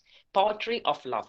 African poetry has expressed many concerns which make them distinctive to the understanding of African spirits and traditions. Commenting on the various voices in African poetry, Soyinka asserts that these poems embrace most of the experience of the African world, modern and historic, through naturally. No claim is made here of an unattainable comprehensive of themes or for their mutual exclusiveness. The overlapping is obvious and frequent. What gives, for instance, the love poems of Denis Brutus are their raw, passionate desperation is the fact that they are just as much as poems about love as they are poems of indictment. Soinga has written a troupe of love poems, but this paper focuses on two of them, dedication and in the small hours. Dedication. Soinga, in the midst of Nigeria's independence, considers the many events occurring in his life, like the birth of his daughter and the opening of Nigeria's first national park. The poem speaks of love in general. The poem can be perceived as an innocent love towards his daughter and symbolically the protectiveness love for his land and earth as a whole. Earth as a symbol of daughter and daughter as a symbol of earth. The poem depicts the paternal love of Soinga's conscience. He gives advices to his daughter to be sharp like a scorpion, but he also directs not to lose her gentle character too. These advices can be seen as a proclamation to the people of Nigeria to be protective of their national park. The poem is all about an endless giving that does not expect any return. Soinka, through his poem, shows the secrets of nature and its miracles, especially conception and birth of a child.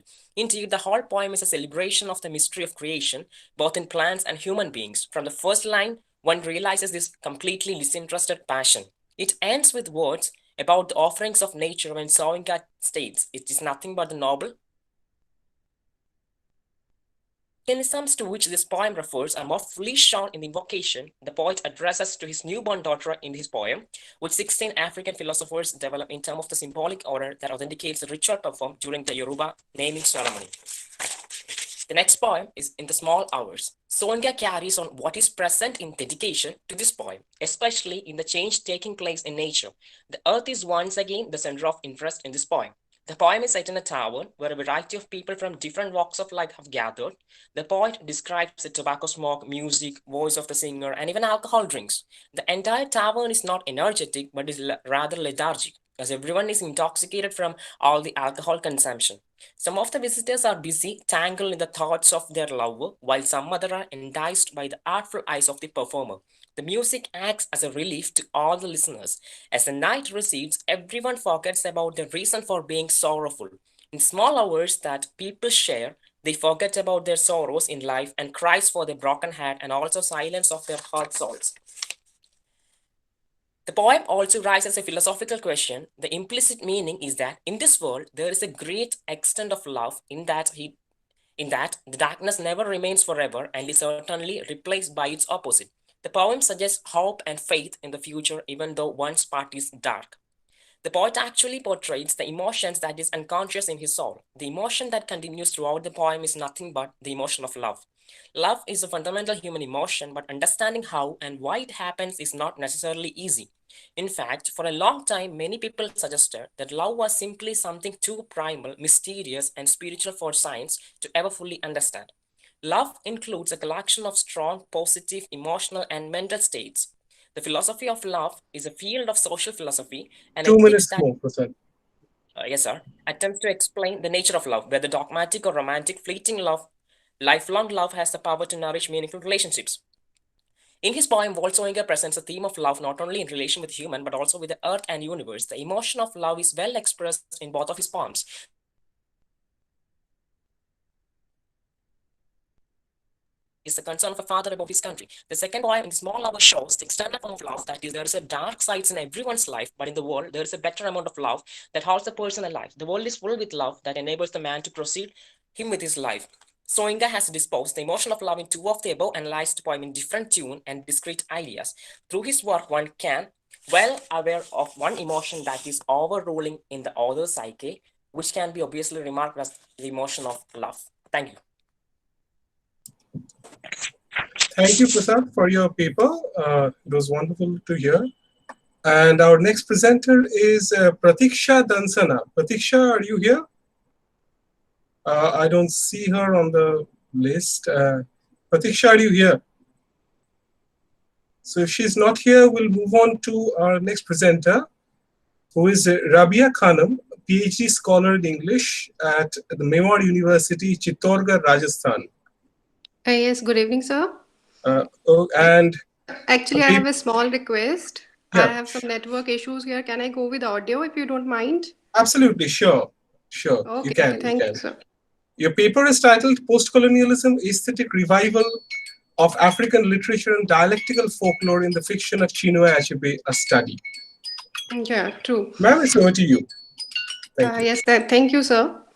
Actually, I would like to start my paper with the Chino Achebe's Things Fall Apart quote, which is, "The white man is very clever. He came quietly and peaceably with his religion. We were amused at his foolishness and allowed him to stay. Now he has won our brothers, and our clan can no longer act like one. He has put a knife on the things that held us together, and we have fallen apart." This paper attempts in subverting the conventional outlooks that have been formed regarding African literature and folklore by disseminating the true experiences of African people through their established literary canon. This paper seeks to challenge the dominant ideologies and culture which relegates African literature to a secondary position. So, post-colonial writers tend to create a counter-discourse where several principles related to society, history, culture, language, etc. of colonized people are debunked. Chinua Achebe, through his works, gives an authentic portrayal of the lives of African people, their subjugation during pre-colonial times. According to Achebe, Africa is not only a geographical expression, it is also a metaphysical landscape. It is, in fact, a view of the world and of the whole cosmos, perceived from a particular position. African oral folklore pre-existed even before the advent of Western civilization, and languages were not transcribed till late 20th century. Therefore, written manuscripts were available only to a limited group of people. According to critics, the history of colonialism was the only African history that was there, a story written by Europeans, often colonial officials themselves, of European endeavor in which African barely featured. European created an Oriental project where Africans were presented as brutal savage people and their culture and tradition were negated as an invalid source of information. The works of Achebe clearly reflect the revival of African oral history and the way it engaged and celebrated the African culture and literature. African oral literature consisted of anecdotes, songs, stories, etc., which reflected the human understanding of life, identities of African people, and their engagement with language and its forms. Oral tradition were associated with the cultural and historical repository which affected people's mode of life, values, and philosophy.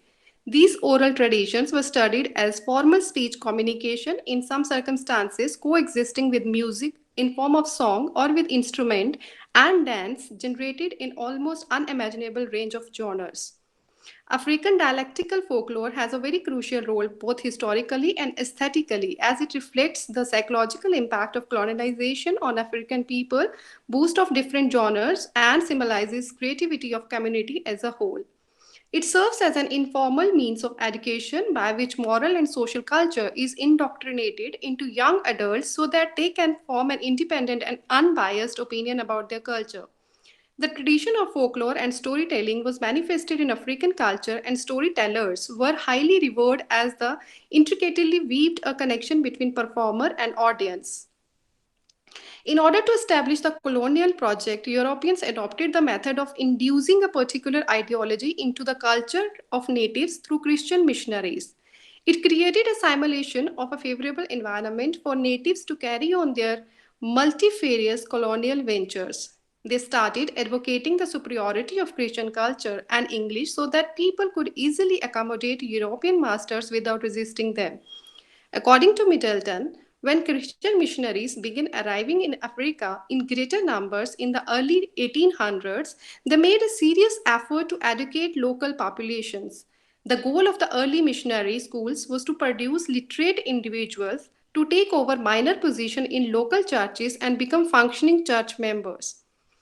Achebe, through his writings, wanted to depict an authentic picture of Africa by restoring the dignity Africans subdued due to imperialistic exploitation. According to him, he wanted to help his society regain belief in itself and put away the complexes of the years of denigration and self abasement. The writer cannot expect to be excused from the task of re education and regeneration, for he is, after all, the sensitive point of his community. He sought an aesthetic revival of Africa's rich past through literature and exposed the trauma of racism and imperialism experienced by people. He chose to write in the language of the colonizer as it was easy to subvert the racist ideologies and strive for a genre that would be in an alignment with African culture. In order to authenticate his narration, he transformed novel as a genre, used English language, and invigorated novel with regional tradition and culture.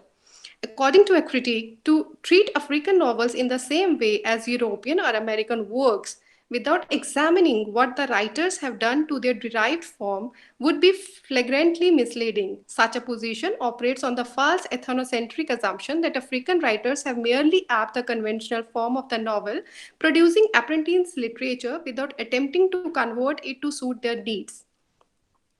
In examining Achebe's fictional works, readers cannot ignore the nationalist tradition and epistemological context generated through his discourse.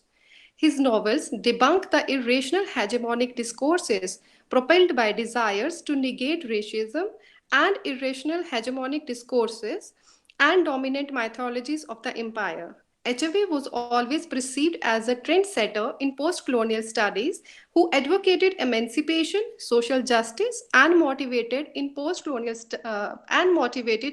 people to discard racism and inferiority complex. Critics generally perceived that there existed two different angles into which Achebe's fiction could be divided. For instance, his works like Things Fall Apart and Arrow of God represent his portrayal of undefiled Egopo culture, whereas in novels like No Longer at Ease, Anthelis of Savannah, etc., reflects the aftermath of colonialism and deep-rooted crises associated with it. His works excellently depict the indigenous tales, culture, folklores, etc., and their purity before the advent of Europeans. He yearned for the revival of African culture in its purest forms by restoring its real identity to it. Through the use of traditional tales, myths, English language, Achebe revolutionized the literal writing and proved that colonizer language can be effectively used as a patent weapon against European masters. He did not intend to preach art for art's sake's dictum. Instead, he focused on radical reorientation and emancipation from European servitude. He considered himself to be a reformer whose over shows that he wanted to enlighten the lives of masses rather than providing them with some sort of prosperous pleasure through his works. He was known for creating cult characters who represented their cultural heritage. His Ma'am, 2 more African minutes, trilogy. please. Yeah, sure, Two. sir. The works of Achebe are quite realistic in their portrayal, and nowhere does he vehemently reject the past of their nation. He never glosses over the darker aspects of life and authentically portrays the suicide of Okongo and makes such incidents without eroding the reality in his work. So I would like to conclude by that this paper enunciates feature of a debilitating post-colonial society, fractured identities of individuals, and the whole colonial ideology perpetuated into the societal structure. Achebe, through his writings, corroborated the menial status that was ascribed to African culture and literature. The traditions were verified and presented in obnoxious context so that the natives would not rebel against the civilizing mission of the European masters. An ideology was circulated in society by colonizers which categorized natives as uncivilized individuals seeking help. They tried to emulate their colonial masters by mimicking them but ended up losing their own identities as well. So Achebe's work exposed the hypocrisy of Europeans and the excruciating pain that was experienced by natives on the loss of their identities and culture. Thank you, sir. Thank you so much. Thank you so much, ma'am, for your engrossing presentation. I will take the questions if there are any at the end of the session. And for now, we go on to our next presenter, who is Rajoshi Sengupta. Is he here? Rajoshi, is he here? No, I don't think so. He's not here, I guess. So we go on then to our final presenter, who is Shubhra Roy, research scholar at the Department of English, Tripura University. And his paper is titled Decoding the Silence in Chimamanda Ngozi Adichie's Purple Hibiscus. Shubhra, can you hear me?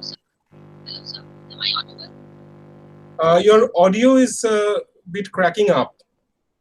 Could you do something about it?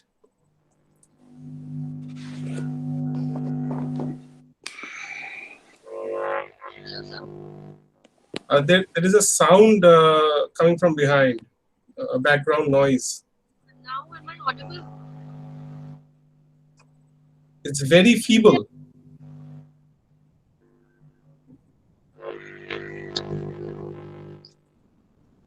If you could change your position, Shubhra, I think that could be a solution, because there is some wave sound coming here.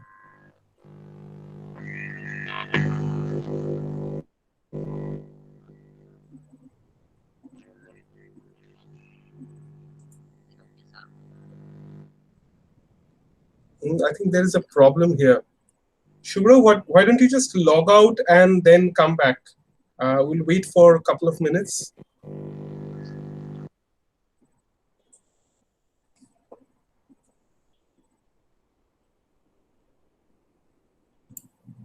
In the meantime, can we take questions, Professor Banerjee? I think we can wait for Shubhra for about 1 or 2 minutes. If there is a problem, we can then, because we have some questions here. So I think it will be better if you can take them all together. Right. I think Shubhra, I think she is a female teacher. Oh, Shubhra, I think. Oh, my mistake. I'm sorry. Shubhra, she's here, right? Am I audible?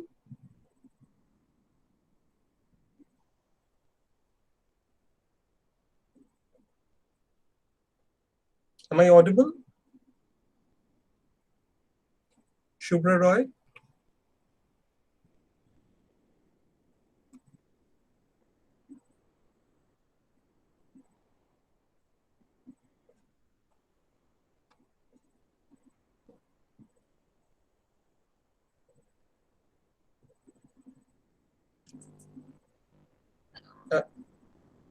Am I audible, Shubhra Roy?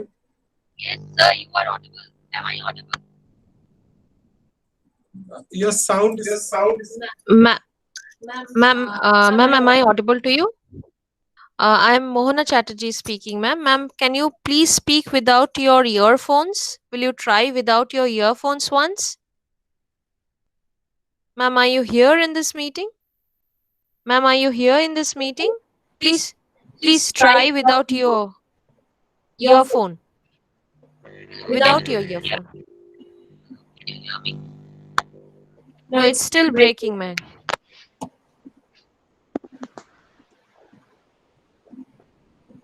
Without the earphone.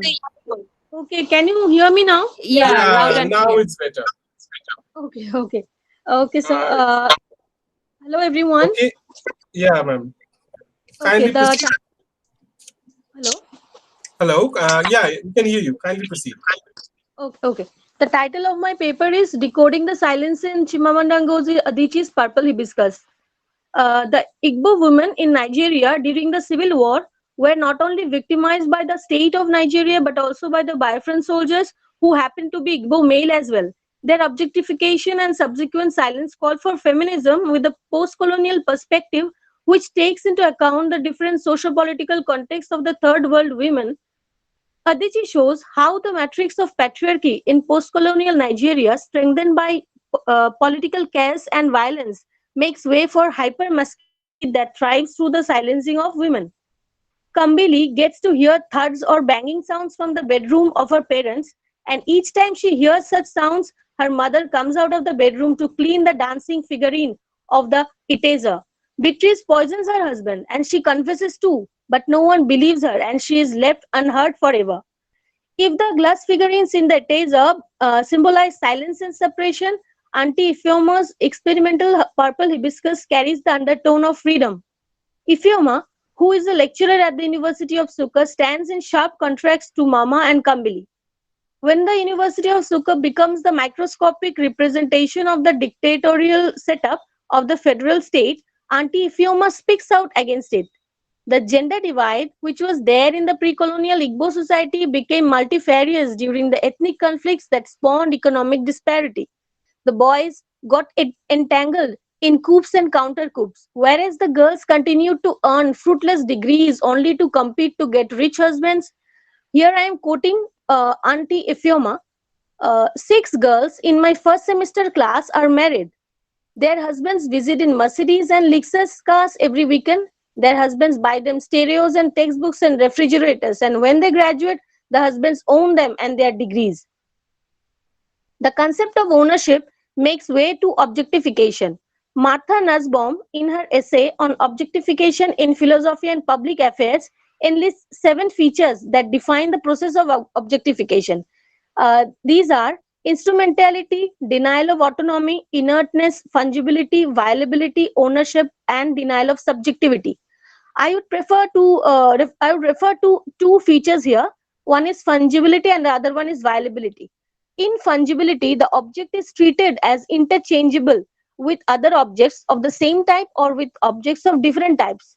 Beatrice Achike lives with perpetual gratitude for her husband and his extended family for not being replaced by another wife who can produce more sons than her. She is afraid that she can be replaced or interchanged anytime with another woman who can prove to be better child producing machine than her. In violability, the object lacks in boundary integrity and is treated as permissible to violation. Many women of Igbo origin, like Beatrice, Kambali, and the market women, are reduced to mere objects who get abused at the slightest pretext. One feature of objectivity leads to the other and forms the matrix of patriarchy, which is further strengthened by political chaos and violence.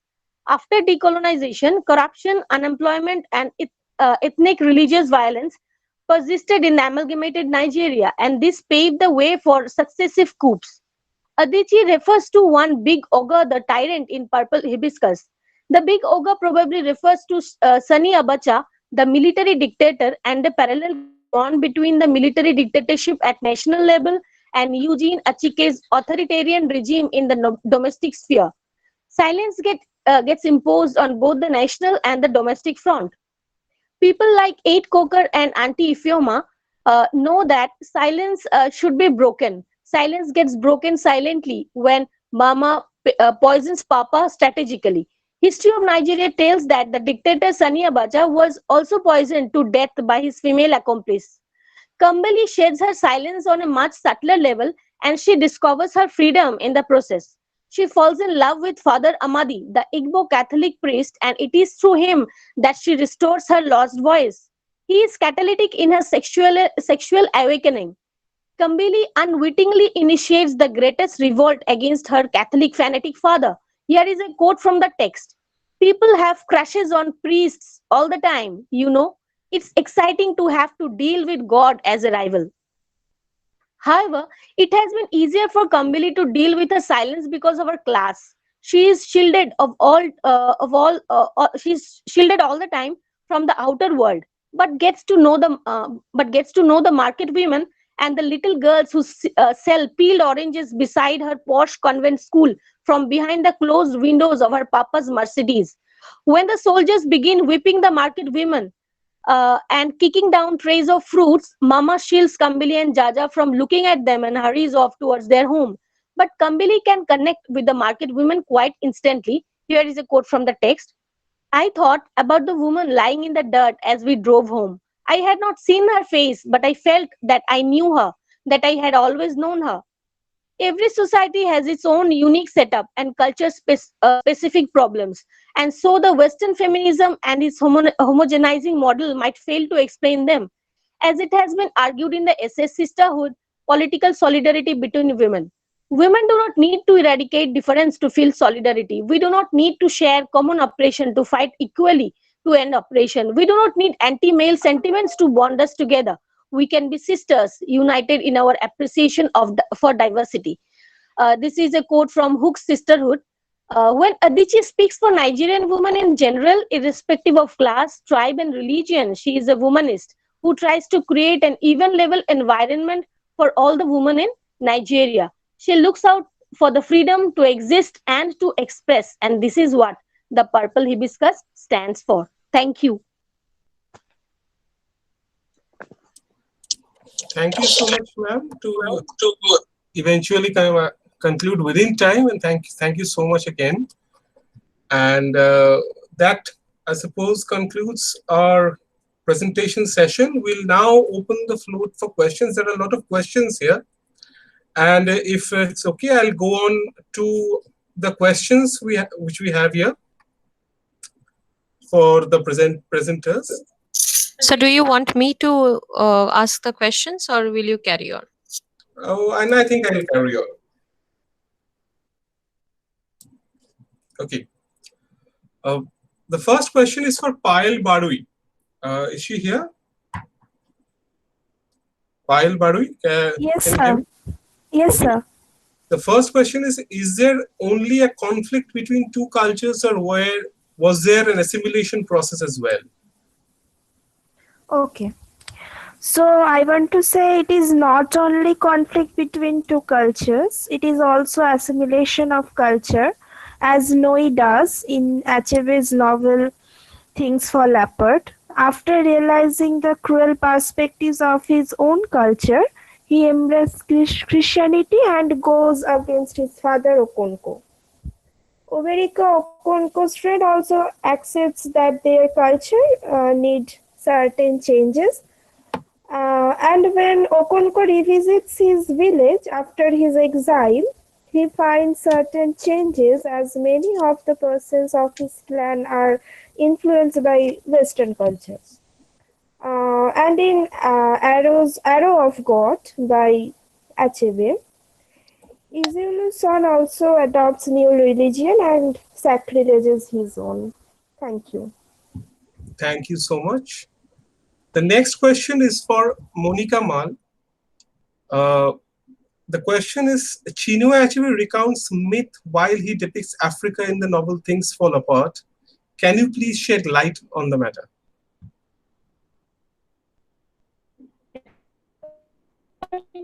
Throw light on like Monika, pardon me, but your voice is breaking. We can't hear you. Okay. Yeah, now I think it's Achebe better. has also Achebe has also thrown light on the myths as well. Some of them are like the belief that at the feast of the new yam, a wealthy man set the mount Fufu so high that one could not see the people sitting on the other side. And from then, the guests who come to feast do not face each other while eating until they are finished. One of the myths is of the ancient silk cotton tree being saved. Young married women who desire children come to sit under its shade. There is also a myth of the unborn child to inhabit the womb of the mother and Your killing voice is other breaking again. children as well. Monika, could you please repeat? Your voice is breaking. There is some. Now is it? Yeah, now it's okay. Yeah, you're audible now. Okay. One myth is of the feast of New Yam, a person setting the amount of fufu so high that the people could not see who is on the other side, and from then the people at the New Yam festival, they don't face each other until they have finished their meal. And there is also another myth of the ancient silk cotton tree being sacred. The young married women who desire children come to sit under its shade, an unborn child to inhabit the womb, and killing other unborn children as well. There are many folk stories also about the cunning tortoise, the mosquito's love for the ear, etc. Thank you. Okay, thank you so much, Monika. The next question is for Professor Pradeep Bera. And the question asks, do you think the story of defeat can also be regarded as a story of survival? Yes, sir. Every end has a new beginning. Actually, the Igbo people, the culture of the Igbo people has some dogmatic aspects. The main intention of Achebe was to remove the aspects. For example, we also state two examples from the text. First, the murder of Obeirika. According to Okonko, she was murdered and the blood was also sacrificed to their goddesses of land, Annie. But here, Obeirika is his opposite. Obeirika, that means the best friend of Okonko, he was opposite point of view. That the murder of Ikimofuna is not the, it symbolizes the violate the principles of goddesses Annie. In another example was the when the funeral works of Ezeru, one of the great person of Umofia, was completed, there the drums, dance, and gunfire. Without dance, gunfire, and drum, a funeral works would not be possible in the Igbo culture. Here, Achebe ownself refuses the long traditional dogmatic culture, and he wants to reform this dogmatic culture. So we can say the defeat of the culture, that means the reform of the culture to live in better life, to live a better aspect, to live a better atmosphere. So we can say the defeat is another way. It may be called as the survive in a better land, in a better position, in a better country. Is it clear, sir? Thank you, sir. Yes. Thank you, sir. Our next question is for Professor Mritika Ghosh. And the question asks, several artists have been influenced by the Kalevala. Can we compare it with the Manusha Mongol in the Bengali folklore? And to that, I'll add one more question, which I have, is I'm curious to know how did the Mwindo, the epic, what role did it play during the colonizing setup? And we know that epics where the folk culture was part of the resistance. So what was the role of the epic and how did it come about during that period? Okay, sir, I'll address the first question. Now, that is a very interesting question. I saw it on the chat box and it had me thinking. Now, the first thing that I want to clarify is that Manusha Mongol Kabbo is not Mahakabbo. But Kalevala is an epic, and if we like to find a Bangla synonym of epic, it is Mahakabbo. Now, there are differences between what is a Mahakabbo and what is not, and the difference that we find in, in the theoretical parts are that there is a set of primary epic and there is a set of secondary epic. Now, Kalevala does conform to the sphere of primary epic. And so does Mvindo. When I'll address your question, I'll clarify that. Now, coming to the comparison between Monosha Mongol Kabbo and Kalevela. Now, Monosha Mongol Kabbo and Kalevela, how do we compare? There is something called a comparison that happens on the level of narrative structure. That is what we say, the comparison which is done under the studies of genealogy. That is possible when we try to compare between Kalevala and Monosha Mongol Kabbo. How we can compare the narrative structure? Because Monosha Mongol Kabbo also taps into the rich oral tradition. How the narrative structures, the speech acts like riddles, the repetitions, which is very much an intrinsic part of Monosha Mongol Kabbo. Now, coming to another thing that I have tried to do in my paper, that is when I tried to compare the two epics, was also the thematic comparison. Now, I've been thinking about this after I got the question, that it is, I think, a little difficult to arrive at a thematic comparison between Monosha Mongol Kabbo and Kalevala, because thematically they are varied. And if we do indulge in a comparison, so it would be more of differences and less of analogies. And we know that comparative device or comparative methodology involves both analogies and differences. So I think I have been able to address the first question. And sir, could you please repeat your question? The second question was that how did the second epic that you mentioned, the Mwindo, what role actually did it have in the cultural setup of the colonial period in Africa? I mean, we all know the folk literature and culture was part of the resistance. Yes.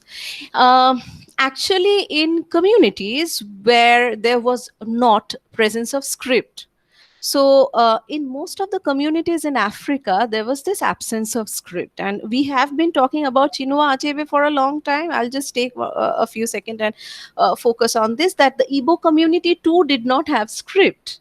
It was through the contact of Christianity and through the contact of colonialism that script entered the Igbo community. And what we know of Igbo language, the community known as Igbo and the language being Igbo, is written in Roman script. Now, griots were known as performers. Now, griots were performers in each of these communities, and they had this onus of performing these epics. Now, the Nyangas also had their own griots, and as I have mentioned in my paper, that this has come down through different tales which were narrated among different compilations, among different communities. And when Bibak actually went and had a kind of an interaction with each of these communities, he took down, he recorded their performances, and that's how he compiled the entire story. And he did not actually receive a coherent narrative from any of this specific community. So as we know that each performance is very different.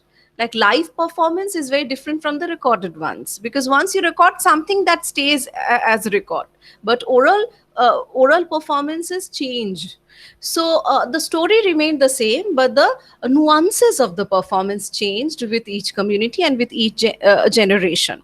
Again, going back to griots. Now, griots, they were known as the historians, they were known as the performers, and they were these very respectable people in the society who had this responsibility or onus of performing these epics.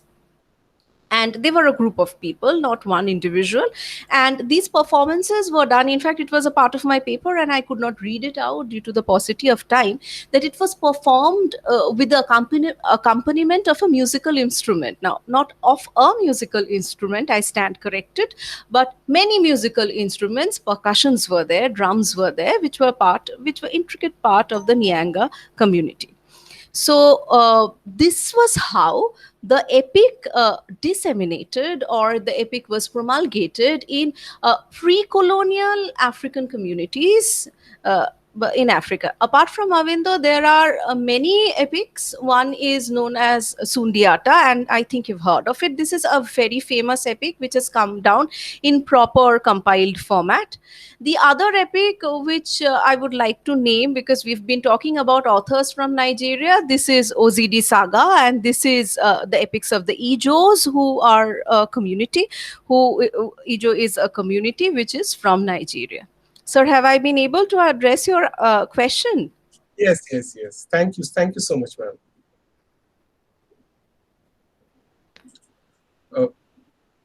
Our next question we have is for Prasad Johnson. Yeah. Yes, sir. The question is, do you think Wole Soyinka's poems are also practice of memory and imagination? Okay.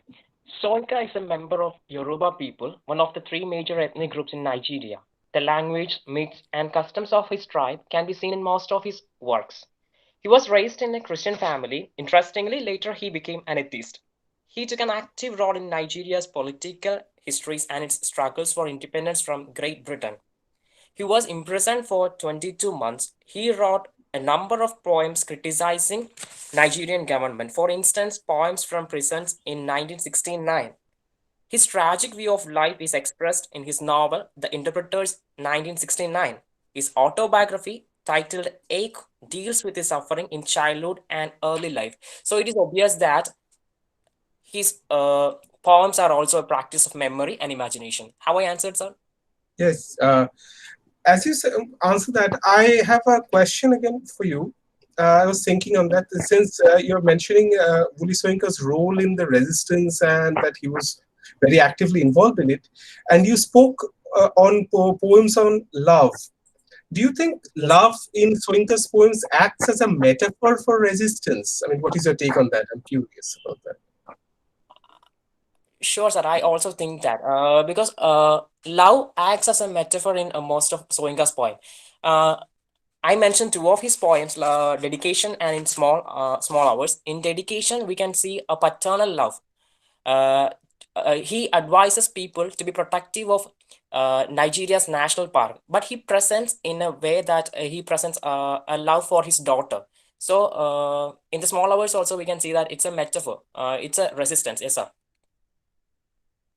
Okay, thank you, Prasad. Our next question is for Poulomi Shengupto. And the question is, please reflect on the term, the word self-confession in the poem Telephone.